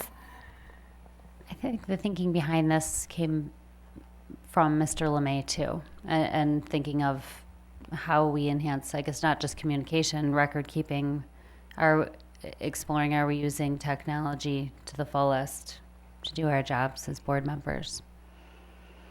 And that's the goal, enhance That utilization. sounds better, what you just said, than what's written up there. I think if you go further down the list, I think maybe something like transition to digital format of board packets, agendas, and attachments is sort of like where we're going with us. Right. So I think the original recommendation by many of us was to delete that activity. To delete number 1 or number 2? Yeah, well, Both of them. yeah. Yeah, we'll delete number 1, and number 6 will be our new number 1. Yeah.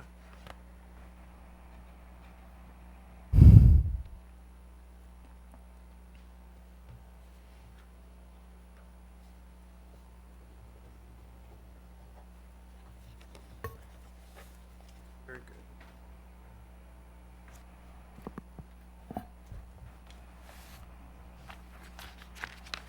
Why? So transition to a digital format of board packets, agenda, and attachments. My only problem with this one is we did this a couple years ago, or maybe 3 years ago, where we were totally paperless. And then board members were starting to request paper, and it just became, Ms. Serafin was duplicating everything twice. It was very cumbersome. And we ended up going back to the paper packets. Now, quite honestly, I'm a little biased now towards the paper. I'm a paper person, so I don't know 100%, you know, I think it's a great idea because I was the one that pushed it and made the motion to go to iPads. I think we put the entire packet on an iPad for a year maybe. Yep. But I do like receiving the paper. Kind of gotten used to it and set. Yes.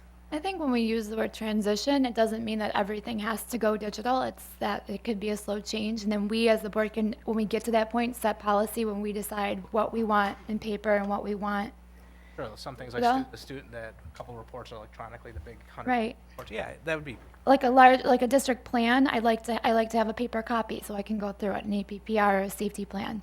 But personnel items, all those things, I don't need all that in paper. no, I totally agree. I think that the thought behind this too was not just receiving it in digital form instead of paper, but I know Mr. LeMay had spoken about receiving it in a way where we can search the documents, scanning it and searching it rather than just getting like a PDF. So I think, and he's not here to speak on that. I don't mean to speak in his behalf, but maybe there's more to this that we can explore. Well, the board, I'm sorry. Mr. Lemon, the board meeting itself was electronically, we could receive it earlier.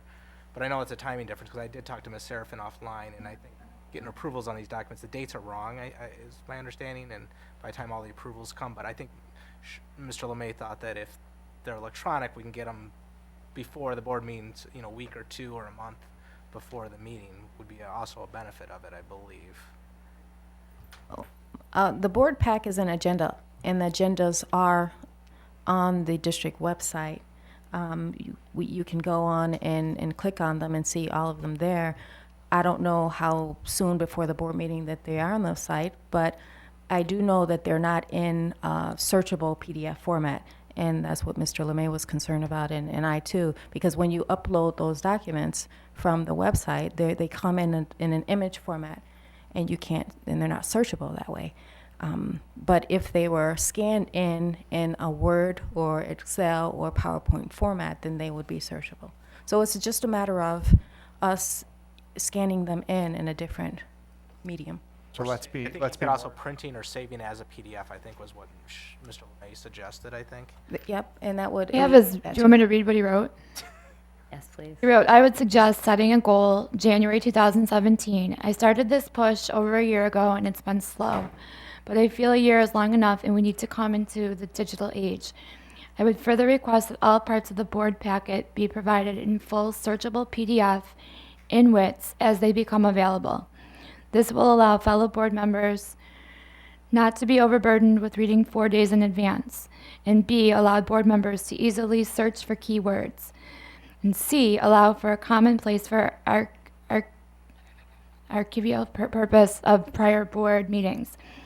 At this time, I currently take my board packet and spend the first 2 hours scanning the entire document and then OCRing it, optical character recognition, a process that reviews the document, which to the computer appears as a picture, and converts it back into words so it's searchable. This process is not 100% guaranteed, but is about 90% reliable. He goes on, but that's the point. I think, Michael, what you were saying is that he wants to use that, something that you can use to search the document. Save as a PDF. Right. Yes. So that all has to do with how the documents are scanned into WITS, so we could, Well, transition is probably a good word, I think. yes. Probably. So then transition to searchable digital format of board packets, agendas, and Excellent. attachment. Yeah. Very nice. Searchable, yes.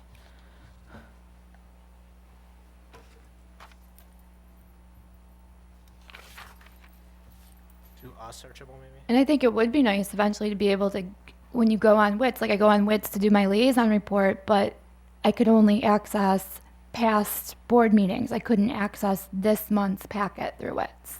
It would be nice to have everything all in one place.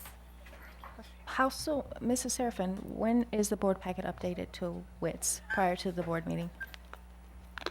The WITS, it doesn't go on until the day after the board meeting. As you see, all the things that you have at the table and all the things that I send you after the packet is already mailed out, I don't have a complete packet to put on the WITS. You have a condensed packet that is on the web page, because there are a lot of documents that shouldn't be placed there. Yeah, that's what I meant, the But web. the When does that go on the web page? The entire packet is placed on WITS the day after the board meeting, when I have all the documents that go with that meeting. When is the will the condensed packet placed on the web page? Generally, Friday before the meeting. Friday before the meeting, okay. And we don't, I mean, as you know, your packet is delivered on Thursday night. Yes. I mean, and it's just getting together. I know I visited the web page yesterday, and I looked at the documents on there, and there were 284 documents, so it was a condensed version of what we received, yes, but there were still quite a few documents on there that we can refer to if we needed to. And that would be just 284 less pages that Mr. LeMay would have to scan in himself. But then we know where he is. Okay, so we need progress indicators for this activity.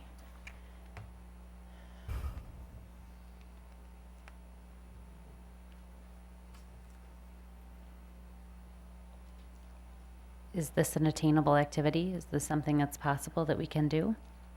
Right. If so, our timeline can be when we think we could do this, and then the indicator is whether or not it was completed. Complete the activity by such and such, is that what you're saying? Maybe after the first retreat. We discuss this in depth at the retreat and see how everybody feels about how they want their information.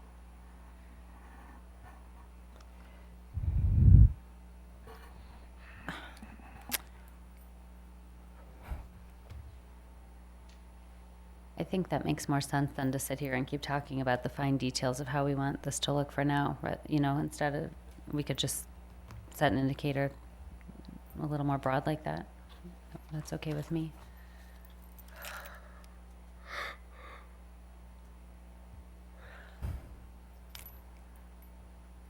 All right, should we go on to number 2? Share all board-related correspondence through email with all board members, and this is an ongoing timeline. Are we good with that activity?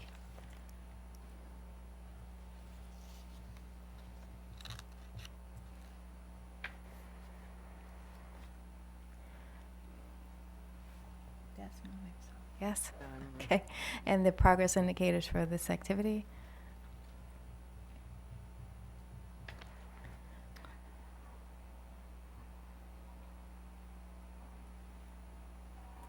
I don't know how we measure this.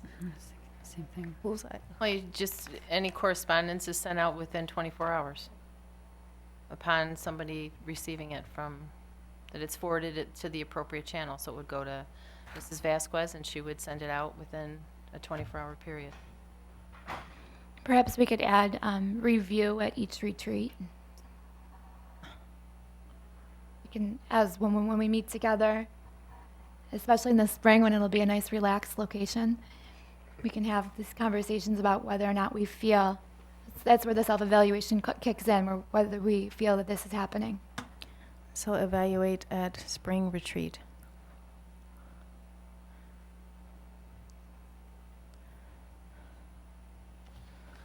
Okay.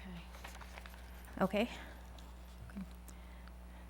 So our third measure, our third activity, I'm sorry, use email amongst school,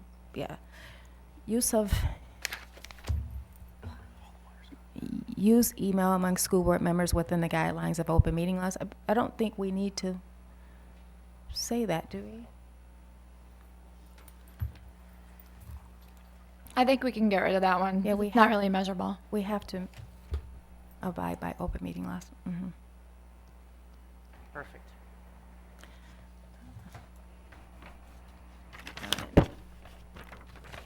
Explore the use of WITS as a means for community to contact the board.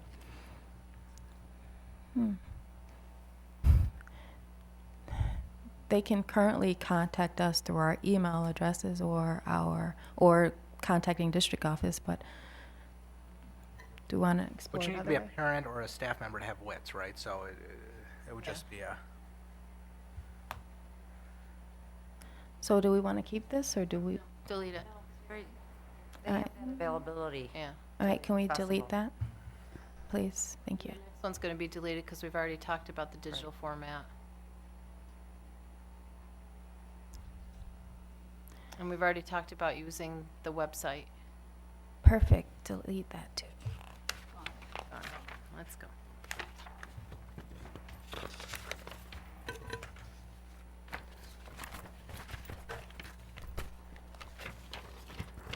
All right, we're up to budget development and fiscal, wait a second, yes, and fiscal oversight.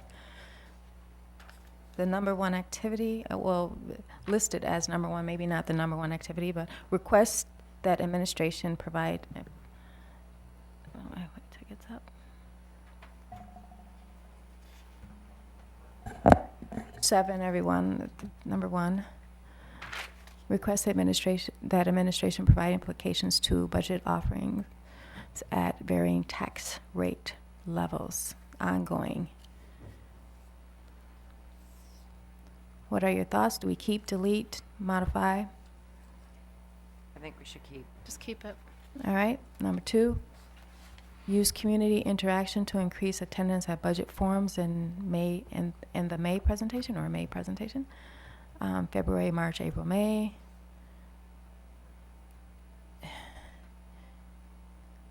Do we keep, delete, or modify this activity? Increase community member participation by 5%. How do we do that? I think we should delete it. I do too. I'm not sure how it goes along with the budget. All right, let's delete number 2. Well, because the reason that we did this was because we wanted to have more public, you have to have public hearings before the budget. And we wanted, God bless you. And that's why this is in here. but yeah, you can't force people to come to the meeting. No, you can't force people to Advertise come. it, You can do everything, but you can't. I think there's an activity further down the list that takes care of that. The one that says participate in budget work sessions with opportunities for public expression. I think that sort of addresses that. Okay, so can we delete, okay, we Yep, let's deleted go. that, okay. Ensure fiscal responsibility in order to maintain safe and healthy learning environments that support academic programs, resources, and services. This is our number 2. What are your thoughts? I feel it's a goal and not an activity. Right. I'm sorry? I feel that that is a goal and not an activity. I'd like to see it deleted. So let's delete number 2. That almost restates the goal. All right. Number 3, which is our number 2 now, collaborate with district administration to establish priorities related to the instructional program and facility needs. Yes, no, maybe so. I like it. All right, and the timeline for this? Ongoing. Ongoing, and the progress indicators, please. I believe the progress indicator is that we propose a budget. Propose a budget.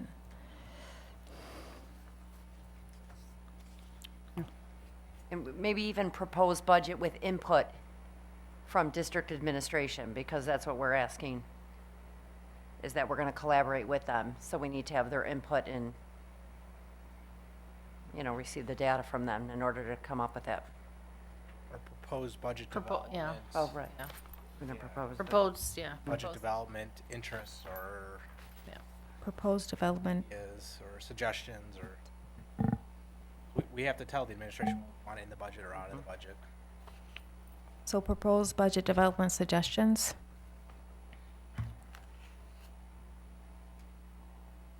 Provides. Or make budget recommendations to the district. Yes, excellent.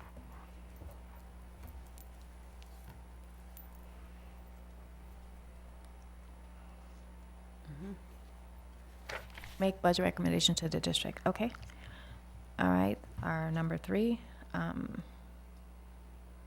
I guess number 3 was, this was a continuation from the other one, to review, a review of programs and staffing throughout the district to secure the most cost-effective plans in order to maximize student learning opportunities. It was covered in That's already covered.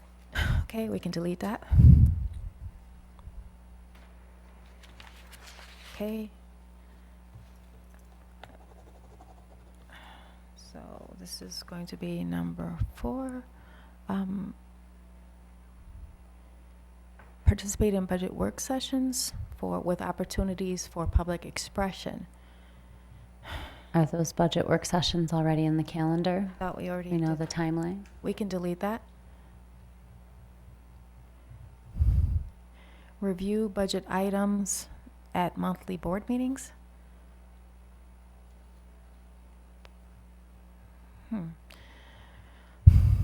That is part of our What we monthly do. packet, yes? Need that. Okay, we can delete that. We do that already. Please. Participate in in the audit process and share committee reports. It's a requirement to participate in the audit process, so I don't know Okay. if that's an activity. I agree. Yeah, we don't We need. can delete that. It's already a requirement. Utilize budget performance information, historical budget data, and integrate instructional program requirements to create a budget that is under the tax cap. I don't think under the tax cap is objective, because the board has the option to go over the tax cap, so. Yeah, I think we should delete that too. What are your thoughts? maybe a budget that is fiscally responsible. Which we But that's already up there. That's the goal. We have to Oh. find the activity that Alright. meets that goal. Create a budget, well, okay, thank you. We can delete it. What is, utilize by point, yeah, probably. I agree. Delete. Two seconds. Shorten this puppy right up. Oh my gosh, that was. All right, so I think we're done reviewing that, everyone. That was so painless, right? Yeah. At the August 9th, 2016 board meeting, the board granted permission for Mr. LeMay to attend tonight's executive session via yes, we're done. Via a conference call. The board directed Dr. Marsloff to develop a policy for the use of online technology for board members to enable board members unable to attend a board meeting in person. Dr. Marsloff has discussed the matter with legal counsel and has determined that policy 1510 already addresses this matter. Does anyone have any comments? No. Superintendent's report. Dr. Marsloff, would you like to give your community update? Mrs. Vasquez, just very briefly, I want to thank all the board members that came to new teacher orientation as well as our opening day presentations. And I also want to update the board. You heard one of our speakers earlier this evening talk about class size. We have been able to keep our class sizes within guidelines across the district, particularly at our elementary schools. This necessitated a hiring of 8 new positions for those particular classes. So we were pleased to be able to do that and support our schools and our students. Thank you. Dr. Marsoff, would you like to give your school opening report? Thank you again, Mrs. Vasquez. We've had a relatively smooth opening to the school year at all of our schools. I've had an opportunity to visit a number of our schools across the district and check in with principals and other administrators, and we've had a very good opening. We have had a few transportation issues, but for the most part, it's been a smooth opening. I want to say thank you to our leadership team, our assistant superintendents, as well as our instructional specialists, coordinators, principals, assistant principals, all of our teachers and staff who have worked together and collaborated for a smooth opening of school for the school year. Thank you. Would you also like to give us an update on recess? Sure. At this time, I'm going to turn it over to Dr. Balin and Dr. Sierra, who are going to be sharing some information about our recess implementation. Joining us this evening, we also have 2 of our district principals, Dr. Charles Galuzzo and Ms. Kathy Mihalik.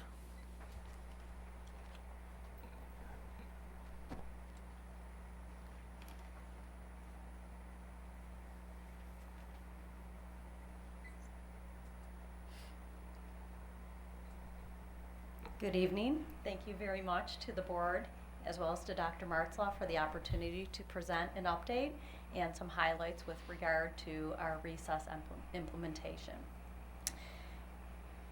As the board is aware, and as one of our speakers spoke to this evening, during the 2015-16 school year, interest had been expressed to the board and to other stakeholders in the district requesting consideration of a standardized program at the elementary level. As you know, a number of recess activities had already been occurring for a number of years, but the request was really to look at this as a mandatory component across all of the elementary schools.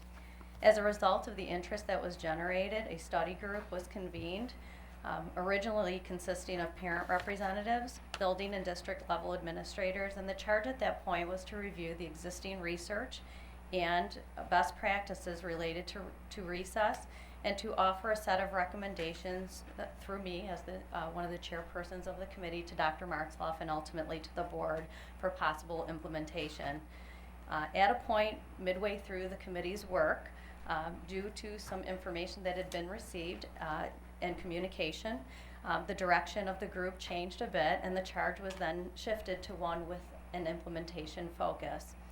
Later on in the school year, on April 12, 2016, a Board of Education item was then put forth comprising an update for the board on recess, and also at that time the board expressed their support for implementation of recess at the elementary level at all schools beginning in the 2016-17 school year. As you know, and as was stated this evening, parents and other stakeholder feedback was an essential element of our process. Extensive district and school dialogue took place in an effort to collect information and then subsequently to plan for recess implementation at each grade, K through 4, in each of our elementary schools.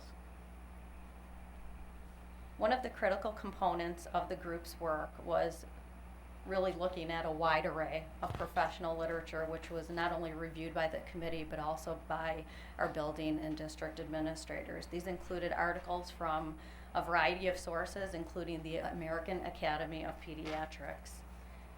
According to the CDC, physical activity is critical, and it is certainly, as we know, not just exclusive to the school setting. But for this particular portion, what we are addressing is not including physical education, it is in addition to physical education, and I know that was a question originally posed to us some time ago as having a program that was supplemental to our physical education program and not to replace it. The quote from the CDC really highlights for us the benefit of recess from a variety of perspectives really looking at the whole child, physically, socially, and emotionally, and certainly the great and positive benefits and impacts with regard to student learning and behavior.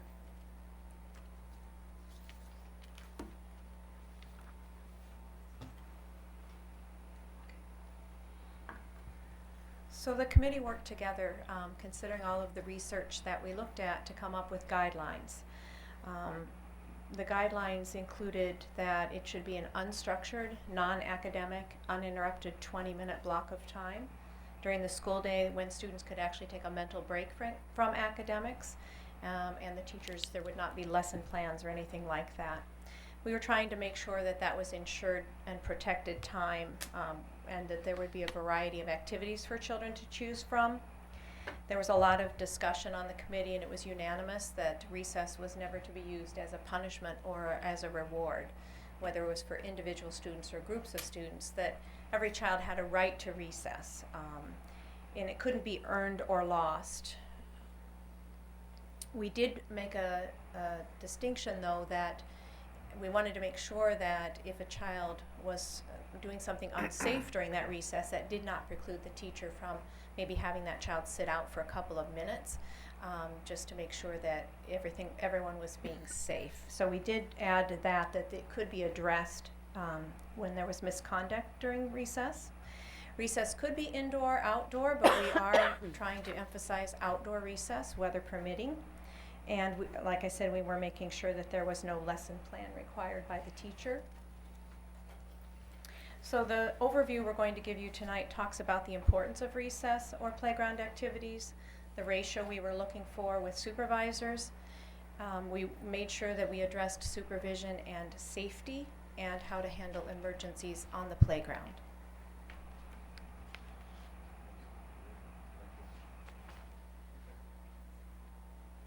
Hello. Hello. Which one is it? This one, yes. Okay. So in terms of student-teacher ratio, the teachers are responsible for supervising the students outside. So the student-teacher ratio will be the same as it is in the classroom. Some of the research that we looked at fell right inside those parameters. So I think that we're pretty safe with that. So weather and other conditions. The big question, can we go outside, is something that we have to struggle with on a daily basis. So the decision's going to be made early in the morning, but it can be subject to change depending upon the changing conditions in the weather. We looked at some guideposts in terms of too hot or too cold. 80 to 85 with the real field temperature is a guidepost for us to start looking at whether or not we're going to have recess inside. Notice it didn't say cancel recess, have it inside instead of outside. And on the low end, we're looking at a real field temperature of 25 to 30 degrees, again, depending upon what's going on outside. So it is going to be determined by the principal on a daily basis for a variety of factors. It could be beautiful outside, but it could have rained the night before and one of our fields is underwater. So we might not be able to use that field. So a particular grade level might not be able to go out and use that field during recess. And that could be different at each building depending upon the conditions of your area. So appropriate attire as dictated by weather conditions. We might have some students in the very beginning when it's really cold out. When we go outside, they might not have the proper equipment to wear, might not have boots on. So there might be some students at the beginning that might have to stay inside during recess. We'll make accommodations for those students. But I think once we get rolling, kids will come to school with the proper attire because they're going to want to go outside when we go outside. So we do really stress closed-toed shoes for students, especially when they're outside on the playground. No sandals, clogs, Crocs, or platforms. You can tell how old we are because we use the word clogs. Most kids don't wear clogs anymore, but we thought it was good to keep them there anyway. So lightning, as you all know, for any of you who have been a coach, usually when there's lightning, you have to wait 30 minutes or so before you can go outside and unless there's another lightning strike. But since it's only 20 minutes, if we see lightning, we're coming inside. And then we'll cancel the recess for the rest of the day outside and have indoor recess instead. We will assemble and immediately move inside, and as I said, 30 minutes will be done anyway. Keeping children safe, Dr. Seale. Thank you, Dr. Galuzzo. So as you can see, a common theme of our recess program, whether it be inside or outdoors, is to keep children safe and healthy as they're participating in recess activities. And we did locate some guideposts or guidelines from the CDC. Obviously, they're very self-explanatory. The key points is that we are vigilant in maintaining our equipment and the grounds surrounding the play area outside or indoors, and that we ask that people report any concerns to us that they may have with regard to the equipment so that we can repair or address any issues and be proactive in that manner. As Dr. Galuzzo mentioned, we're on the lookout for properly or improperly attired children. We want to make sure people are outdoors or playing with the safe footwear. One of the very important considerations is animals. And, you know, many children have a propensity and an interest in dogs, cats, etc., and they may think they recognize an animal from their community, but it may not be that particular dog or cat, and some animals are not comfortable with children or adults approaching them, so we really talk about maintaining a respectful distance. One of the highlights we also have shared that is if you see a nocturnal animal out during the day, that is a significant indication that they may be a rabid animal, and so again, we're just keeping vigilant and our eyes out, you know, open and aware of what is in our surrounding community. Certainly, we don't want bikes and blades and skateboarding to occur while our children are out on the playground. It's important, one of the major points here is the exclusion bullet that you'll see there. We really want to make sure all of our children are participating and are included. So everyone's maintaining a watchful eye to include children to the greatest extent possible. And of course, when our youngsters are out on the playground, our students take precedent to any visitors that might wish to participate. And then we do have to be mindful of playground injuries, particularly concussion. And of course, we know that signs and symptoms may appear immediately after an injury or may not appear until hours or days after the injury. Most will recover within a couple of weeks. Some may have symptoms for months or maybe longer. All concussions are serious and medical attention needs to be delivered promptly, right away. And we talk about planning ahead to make sure we reduce the risk of concussion. Any child that might sustain a head injury, we do have a protocol, and it's important that we implement that protocol for students to provide them with the appropriate supports and then return to learn.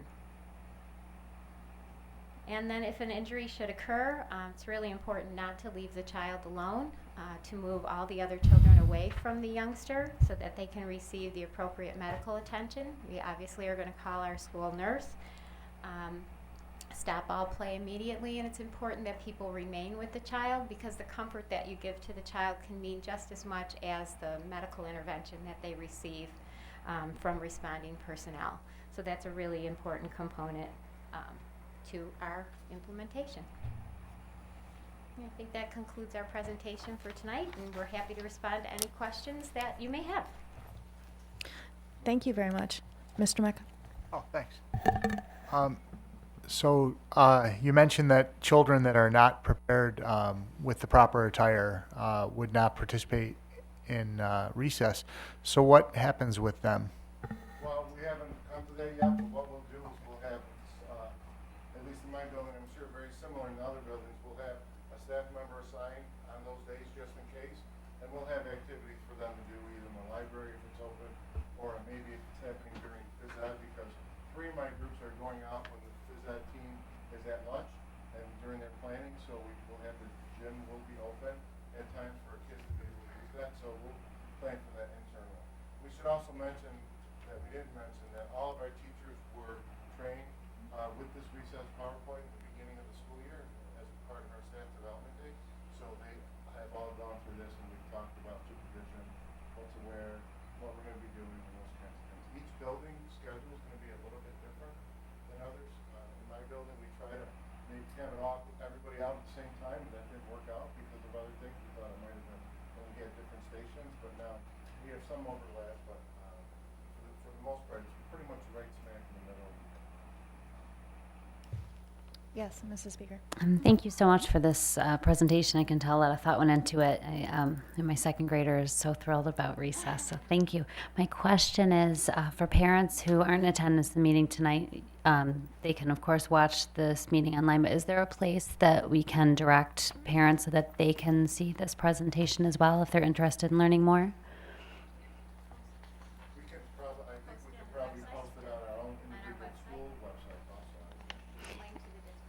I'll be talking about it at our PTA meeting on the 21st, and I'm sure Great. all the principals is doing the same thing, and we'll have a standard newsletter going out to the parents as part of our next newsletter, because at the time we were still thinking about the guidelines for temperature before our newsletters went out in August, so there'll be more information coming out in the newsletter. But everybody's talking about it. And that same narrative will go out from each of the 6 schools. Okay. Perfect. Great. Thank you very much. Parents should have lots of information also, because not only did we mention it, we mentioned it on our placement letter, but also teachers are talking at parent orientations Right. to remind parents to make sure that kids have the appropriate footwear and those kind of things. So I think there's been a lot of conversation about it already. Mr. Smith, I'm sorry. Sure. Mr. Smith? Thank you. Great presentation. I must confess, I think we set a record in district. Second day of mandatory recess, my 7-year-old broke her wrist on the playground. But I must commend, the silver lining is the teacher and the school nurse were phenomenal on the process, let us know. Accidents happen, I get it. I just think it's quite ironic that, 2 days in and we got a broken wrist out of it. Reason for your smile when I started. Yeah, exactly. But the protocol that you have in place is excellent. The school was on top of it, and they let us know right away, and accidents happen. So, thank you. Thank you. Yes, Mrs. Leatherborough. I too just want to say thank you. Thank you for all the work that you did throughout this process. I also want to thank the building principals because I understand a lot of work went into the scheduling, and that's a big part of it. It's just really wonderful to see this happening. My daughter came home very happy on the first day of school. So I'm also very impressed that our district is taking the lead. And I know that there are other districts now that are looking to Williamsville. I've seen it on social media through conversations that Lancaster is looking to meet with a group of parents, and Lancaster are looking to meet with some of our Williamsville parents to see what steps they took to get this to happen for them too. So thank you for being the leaders. Anyone else? Dr. Marshall? Yeah, a couple things. First of all, thank you for your work on this. This was a long process. This was from the spring of 2015 that this all started, this conversation. So it involved a lot of people. It involved principals and teachers and parents. So thank you for all your work and research on that. My question goes to classroom management. One of the things I noticed is recess time will not be taken away. How, as a building principal, do you manage that or maintain that expectation so that kids aren't losing their time, particularly when they have behavioral challenges? Well, one of the things we talked about with teachers is you wouldn't have a kid sit out of math class because they were bad in ELA. So this is part of their schedule, part of their day, it's part of their curriculum, it's part of their physical activity curriculum. It's kind of the way we're looking at it. And we did have the one codicil in there that if something's happening while they're outside, we want to make sure everybody is safe. So that's one of the ways in which when we're talking to teachers about it not being a reward, it's something that they need to do and it's part of their school day. And it's really not it's something that they all agree upon, that it is part of the day. So it's not something that we had to do a lot of cajoling with the teachers. I mean, they understood it and they agreed. This was actually an item that we had discussed at the elementary principals meeting prior to the recommendations being formulated. So actually the group had already committed to this element, whether or not, and it was unknown at that time whether we were going to implement, but many of our teachers were already taking their students outdoors or even having indoor activities, and this was actually a topic of importance discussed prior to the formalizing of the recommendations, and we're certainly committed to it as part of the recommendations as well. We thought it was important to extend that beyond also to individual behavior intervention plans so that this will not be reflected solely on individual behavior intervention plans. I also think that this is just the beginning. I think you're going to start to see different outcomes with different children, which is really going to be wonderful too. It's funny because some of our kids in my building go before lunch and some of them are going after. So when it was really hot, the cafeteria was really, really hot. When they were coming Right. From recess, they were coming in, eating, some were going out after, so it was really kind of neat to bring them out, because it was really hot last week. Yeah, it was. Thank you. And lastly, I just want to also feel the need just to commend you for all your work, but everyone, because this is not just building principles, but the teachers to make it all cohesive and work. But I just think Williamsville's top notch when it comes to mindful learning, and it just goes hand in hand with what the district is all about, and even building that character education. It's wonderful to see. So positive, so thank you. Mr. Schubert, you had something? No, again, when we first got into this, I know the direction had changed, and I appreciate very much, that was very important to me that we changed that direction, because we knew that we had to have recess, but we had to make sure we implemented it, and I really thank you for doing that and making that change. Thank you again. I know Saul, my little guy, really enjoyed it, and I volunteered for recess a ton last year, and I got to see the kiddos in action, and it was great. Thank you so much. Thank you. I appreciate it. All right. Dr. Marslov, would you like to comment on the 2016-17 district goals, implementation plans that you have given us? Thank you, Mrs. Vasquez. No official comment, but I'd be happy to take any questions from the board on the district goal implementation plans. Nope. Would someone like to make a motion to appoint the lead evaluators as presented? Mr. Mecca and Mr. Schubert, second. That's good. Is there any discussion? All in favor? Opposed? Abstentions? Motion carried unanimously. Would someone like to make a motion to approve the resolution to appoint the DASA, which is Dignity for All Students Act, district and building coordinators as presented? So moved. Second. Mrs. Lucido and Mr. Schmidt, is there any discussion? No? All in favor? Opposed? Abstentions?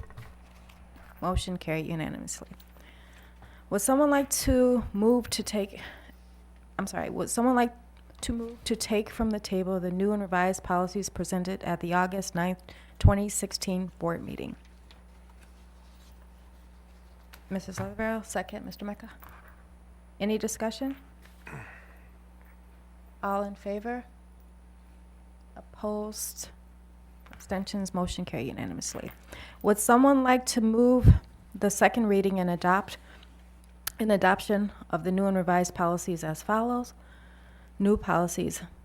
Number 7270, rights of the non-custodial parents. Policy number 7590, head lice. Revised policies 1611, business of the annual district election. Policy number 5685, use of surveillance cameras in the school district and on school buses. Policy number 5720, transportation of students. Policy 7133, admission of foreign students. Policy 7513, administration of medication. Policy number 7521, students with life-threatening health conditions. Policy 7650, which is the identification and registration of children with disabilities, child fine. Policy 8280, instruction for English language learners or students with limited English proficiency. So moved. Mrs. Lucido, Dr. Lucido, a second? Mr. Schmidt, is there any discussion? All in favor? Opposed? Abstentions? Motion carried unanimously. Would someone like to move the first reading of the following revised policies? 7131, education of homeless children and youth. 7220, graduation options, early graduation accelerated programs. Excuse me. 7420, sports and athletic program. Policy 7670, impartial due process hearings, selection of impartial hearing officers. So moved. Mrs. Lucido, Dr. Lucido, I'm sorry. Is there a second? Mrs. Beer, any discussion? All right, let's go to by policy to see if there are any questions or concerns. Okay, sorry. All in favor? All in favor of the former? Yes. Any opposed? Motion carried unanimously. I'm sorry, did we not need to vote on that? We don't vote on that. We have Don't vote on that 'cause to it's table it tabled it, Second right. reading at the next meeting. Right, my mistake, sorry, Tony. Okay, that's okay. All right, let's go policy by policy to see if there are any questions or concerns. Revised policy 7531. Any questions or concerns? 7220, graduation options, early graduation programs. Sports and athletic program? No. Impartial due process hearings, selection of impartial hearing officers. Any questions or concerns about any of those policies? No. Would someone like to table the motion for a second reading and adoption of the October 18th, 2016 regular board meeting? Mr. Schubert, second Mr. Mecca. All in favor? Opposed? 0. Abstentions? Motion carried unanimously. Someone like to make a motion to adopt the professional performance review, a PPR plan as presented? Someone make a motion. Mrs. Van Cise, second. Mr. Schubert, I'm sorry, Mr. Schmidt. Dr. Marshoff, would you like to start the discussion? No discussion at this time, but I'd be happy to answer any questions as always. Questions or comments from the board? Dr. Lucido? No, Oh. I was Oh, just, I'm sorry, Mrs. Leatherill? I don't have any questions at this time. I just want to make a comment that when I vote in approval, it's just out of compliance. It's not that I agree with New York State mandates, and I just like that to be on the record that I do not support New York State's mandates of APPR as they are presently. Let the minutes reflect, yes. Okay. All in favor? Opposed? Abstentions? Okay, motion carried unanimously. There are no matters to discuss under finance. If you have any liaison or conference reports, please pass them to Mrs. Serafin. Does anyone need coverage for any upcoming meetings that you know of? No? Perfect. Are there any legislative matters that anyone wants to discuss? No. Summer school report. Dr. Marshoff, would you like to give the summer school report? Sure. This evening we have a detailed summer school report in your packet, and happy to answer any questions. We also have 2 of our summer school principals with us in the audience who have been waiting patiently to, of course, answer any specific questions the board might have. There's 3. Oh, there's Mr. Swenson. I didn't see you back there, Mr. Swenson. My apologies. So we have 3 summer school principals that are here to answer any questions that the board might have, as well as myself and Dr. Balin. So any questions from the board about summer school this past summer? Yes, Mr. Mecca. Not a question, but so much as a comment. It's amazing the percentage of students that take advantage of the summer school programs, and I was happy to see that. Mrs. Leatherborough. Also, not a question, just a comment. Just I was really breaking down the costs and where they're associated, because there is a substantial cost to summer school, and I had a couple little concerns. One is in elementary. I guess it just as an early childhood teacher, it does sort of pain me to think of one of my young children sitting through summer school during the summer. So I did have some questions regarding how they were chosen to participate, but Dr. Mertzloff did answer those for me, so I'm set with that. But also, I would just ask the board to look when we start talking about budgets and this later on in the year, that summer school and the high school is being used for some new courses, not just remedial courses. We can take a look at that later on when we do our budgets. Good. Any other questions or comments? I was going to ask one question. I'm based on the high school, and I saw that there were courses that students were taking for the first time. Just wondering what the ratio is of students that needed to retake for maybe a not passing grade, whether it was Regents or the actual class, and then those students that actually are there to take new courses or gain additional classes or credits even, that they want to get a jump start on, I guess. In general, historically, it's been about 50%, which is pretty high for new courses, but I'll let Mr. Swenson or Mr. Thomas comment on that for this year. Any thoughts on the percentage of students taking new courses versus remedial courses?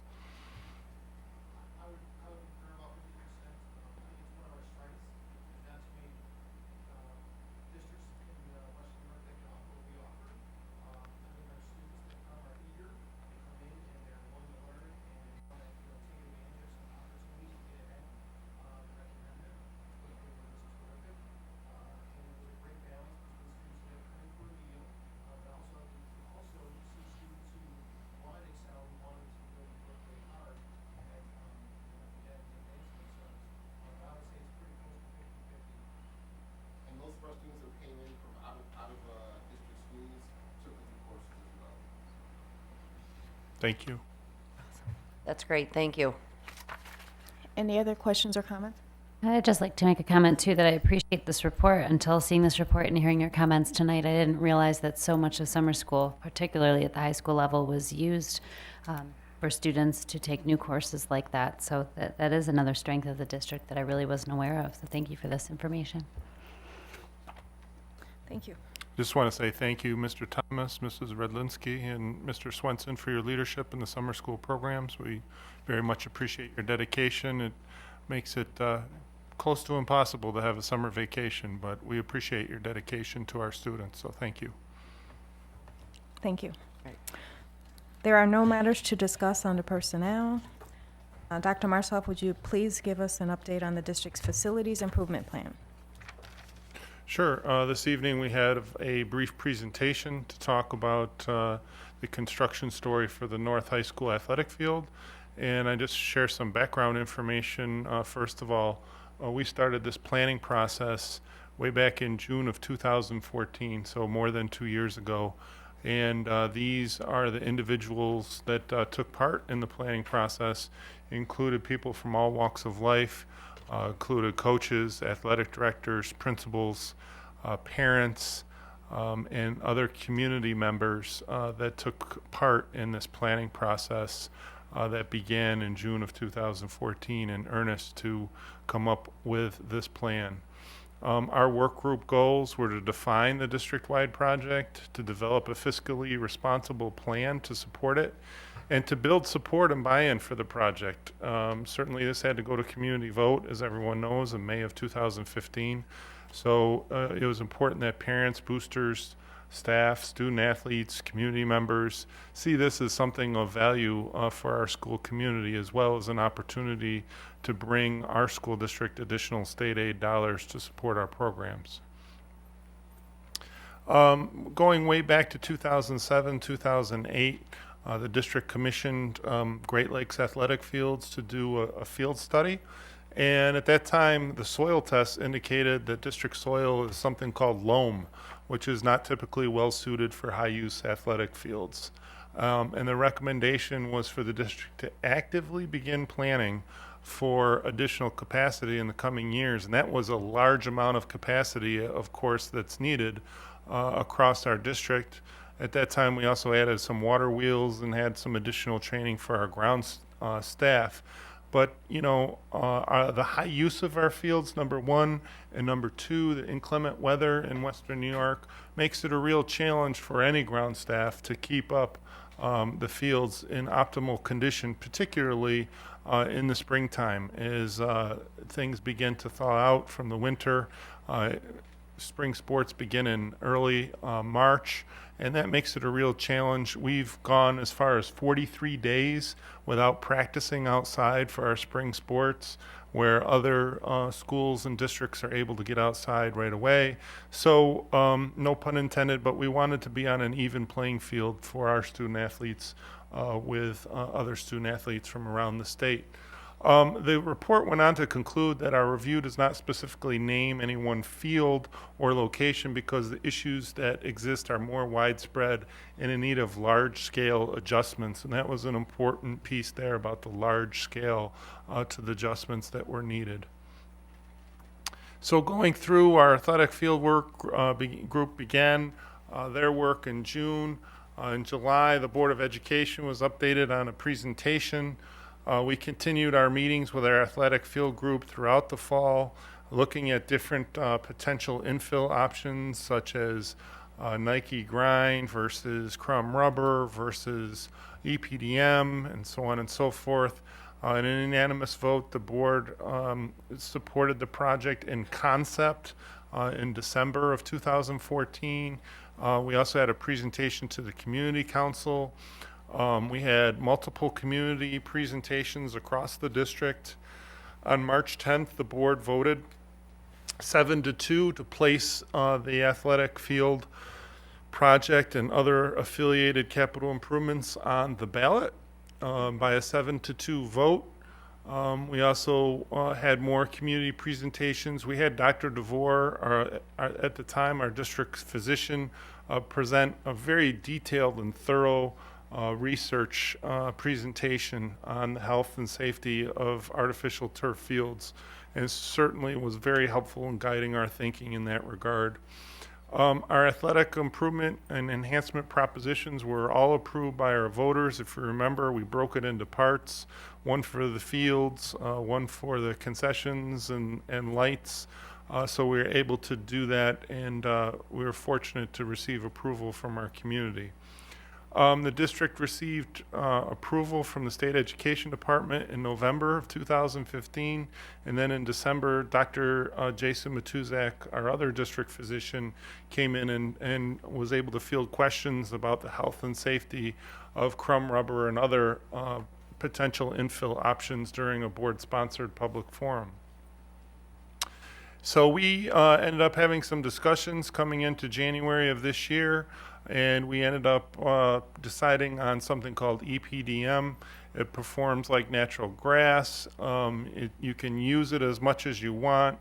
It's not going to get overused and still looks like new, and is considered the best alternative to crumb rubber, and is considered a virgin rubber because the manufacturing process is controlled from start to finish.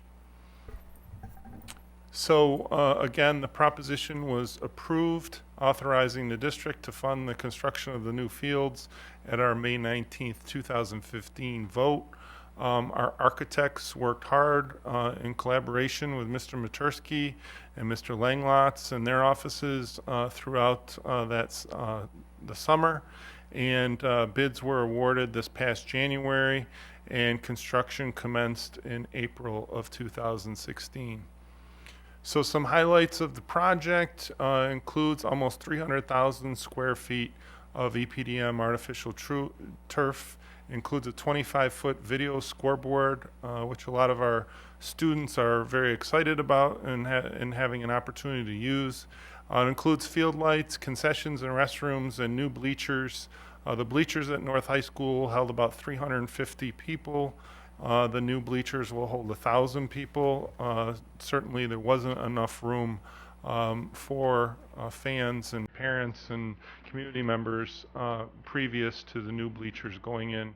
I do want to share at this time a brief video with the board. You may remember this. This was a video that was shared with all of us at the district by a 2016 North High School graduate, and we'll play that at this time.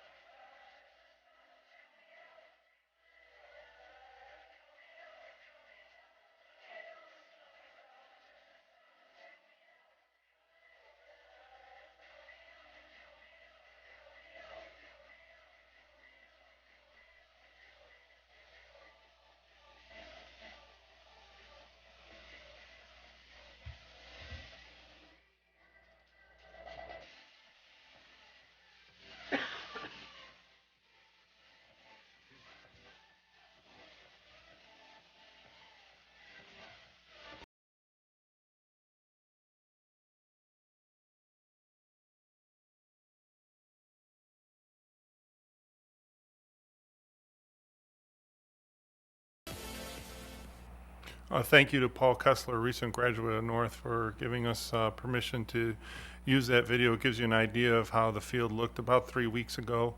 And we've certainly continued the construction at the site. And now we're looking forward to this coming Friday for our grand opening of the athletic turf fields. And we'll be having a ribbon cutting shortly after 6 p.m. So I hope any of the board can join us. We'll also have an opportunity, we'll have seating out at the center of the field for all board members, assistant superintendents, any other administrators. We'll have some brief speeches by our board president, myself, Mr. Colicchio, Mr. Mujica, just very briefly really thanking our community. We're going to try out the new video scoreboard with a video, so we'll keep our fingers crossed on how that works. And so we're excited to get started. It is homecoming, the homecoming game, so parking will be very tight. We've put in place some enhancements to our parking across the North Casey campus, so hopefully we'll have enough parking available for everybody to take part in the exciting opening for the North Fields.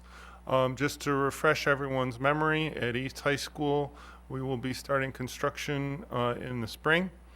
And the same goes for South. And these particular layouts are just conceptual designs that are being refined as we go forward into throughout the school year. So that's a brief history and story, and I'll answer any questions that the board might have at this time. Mrs. Beaker. I know a lot of people, particularly in the North community, are really excited about this opening ceremony this weekend. My question's actually similar to the recess presentation. I'm wondering, for parents who want to learn more or just to get people excited about it, if this presentation or that video are available on our district website for community members to access. Yeah, we'll make sure that it is, for sure. Yep. Thanks. Good idea. Other questions?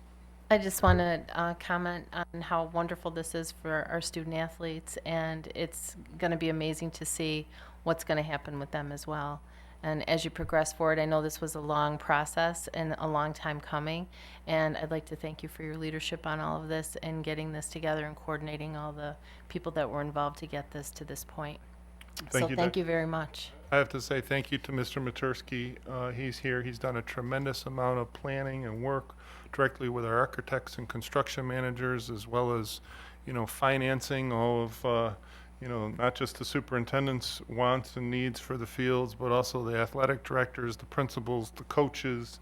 It's ever evolving, increasing wants by all of those folks. And I also have to say thank you to Keith Langlotz, our Director of Facilities, Gary Colicchio, our North Principal, as well as Steve Ferenzi and Chris Mujica, Athletic Directors, who have just done an incredible amount of work in the planning and implementation of this. It's just been a tremendous team effort. So we're very fortunate to have such great individuals working in our district on behalf of children.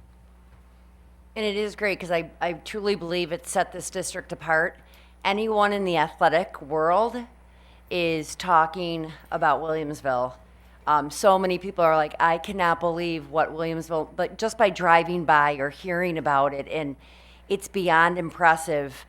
I've stood at the field, and that part is so cool. I'm very excited to have to throw that out there that my daughter will be playing Friday night. She's on the girls varsity team, so they're playing actually at 5 o'clock right on the field next to it, and they're so excited. So for me to have my daughter be a freshman and reap the benefits of this is outstanding. But to hear people across Western New York talk about Williamsville and this facility, but I love it, but it is top notch. It's awesome.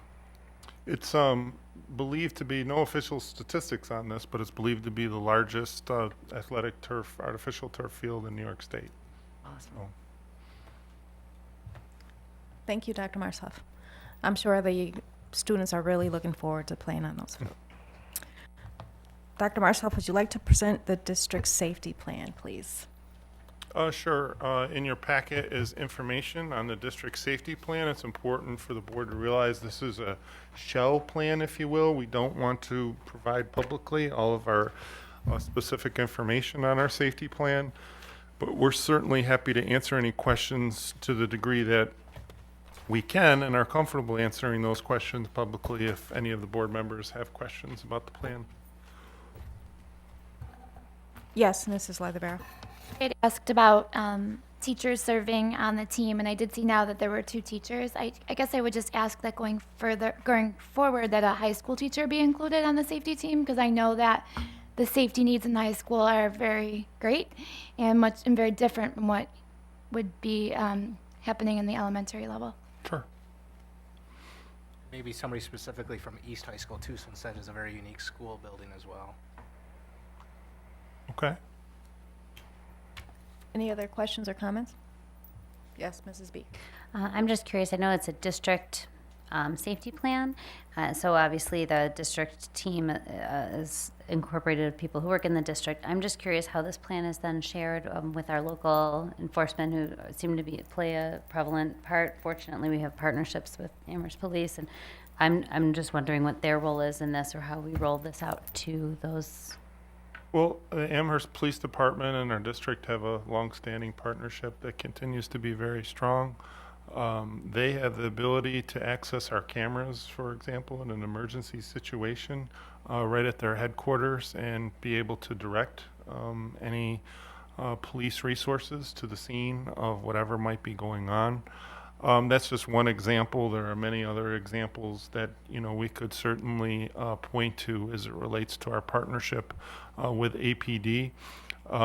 It's also critically important for everyone to understand that this was sort of translated, if you will, into building safety plans that were shared with our teachers prior to school starting. And one of the challenges is going to be, well, what do we do with anyone that missed the training, or what do we do with any new teachers or staff members? And we need to train them within 30 days as a requirement in New York State. So we're putting plans together for that. That'll certainly be a challenge. But really it is about partnership and collaboration and really being aware of your surroundings and what's going on and reporting things that don't seem right. Thank you. You're welcome. Any other questions? Okay, now we will hold a public hearing for the district safety plan. Would anyone like to address the board about the district safety plan? If so, please go to the podium and state your name and address. Anyone? No? Okay. Would someone like to make a motion to resolve to approve the district safety plan as presented? So moved. Dr. Lucido, second. Mrs. Leatherbarrow, all in favor? Opposed? Abstentions? Motion carried unanimously. Would someone like to make a motion to resolve to approve the AYB lease agreement as presented? Moved. Mrs. Lucido, second. Mrs. Van Cise, any discussion? All in favor? Opposed? Abstentions? Motion carried unanimously. Would someone like to make a motion to resolve to approve the New York Power Authority Energy Savings Project as presented? Mrs. Van Cise, is there a second? Mr. Mecca, any discussion? All in favor? Opposed? Abstentions? Motion carried unanimously. There are no matters to discuss under special needs and student activities. Does anyone have a request or matter to discuss under committee of the whole? Yes, Mrs. Leatherbarrow. This is minor, and it's just like a tech question, really. When we do our liaison reports, is there a way to add an attachment? For example, when I was doing the liaison report for the Erie County Association of School Boards, I wanted to be able to attach the agenda. And I, just want to know if that would be something we could look into. We can look into that. I don't think there's a way to do that now. Right. But yes. And I wasn't even sure if this was the right place to ask it, but figured I'd try. Yes. And then I know, I wanted to bring this up. I know at the last board meeting, we discussed about personal and district email addresses, and I know I shared with Mitzi and Dr. Martzoff that at this point, I would like a district email address. I realize that the personal one is on the calendar, and that's perfectly fine. But something, I don't know if we need to have a discussion or if that's a possibility. But just feel at this point a district email address would be beneficial to myself. Mrs. Van Sice, we can arrange for that. My question, excuse me, my question to you is, would you still be checking your current personal email address, even if you switch now to a district email address? Right, and that is the question. Yes. How all the mail, I guess, would transfer over. Okay. So that is. I want you to be left out of something because it went to your published personal email address because you switched to a district email address and somehow you Right. you weren't able to get that. I don't think the concern is On even it. from the district. It would be from community members would be the Right. concern, I guess, question.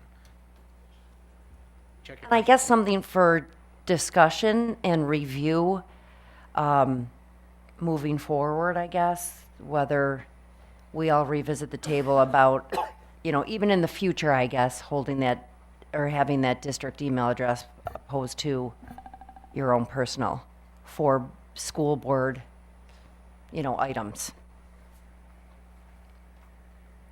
Okay. Any other items under committee of the whole? No. Wait, can we clarify? Is Hi. she able to get one, or do we have to make a motion? I just want to make sure. Dr. Martzoff said, We can certainly look at getting one for Mrs. Van Sice. Is there any other board, maybe there are other board members too, or? So 4 board members would like district email addresses. Mrs. Leatherbarrow, Mr. Mecca, Mrs. Beeger, and Mrs. Van Sice.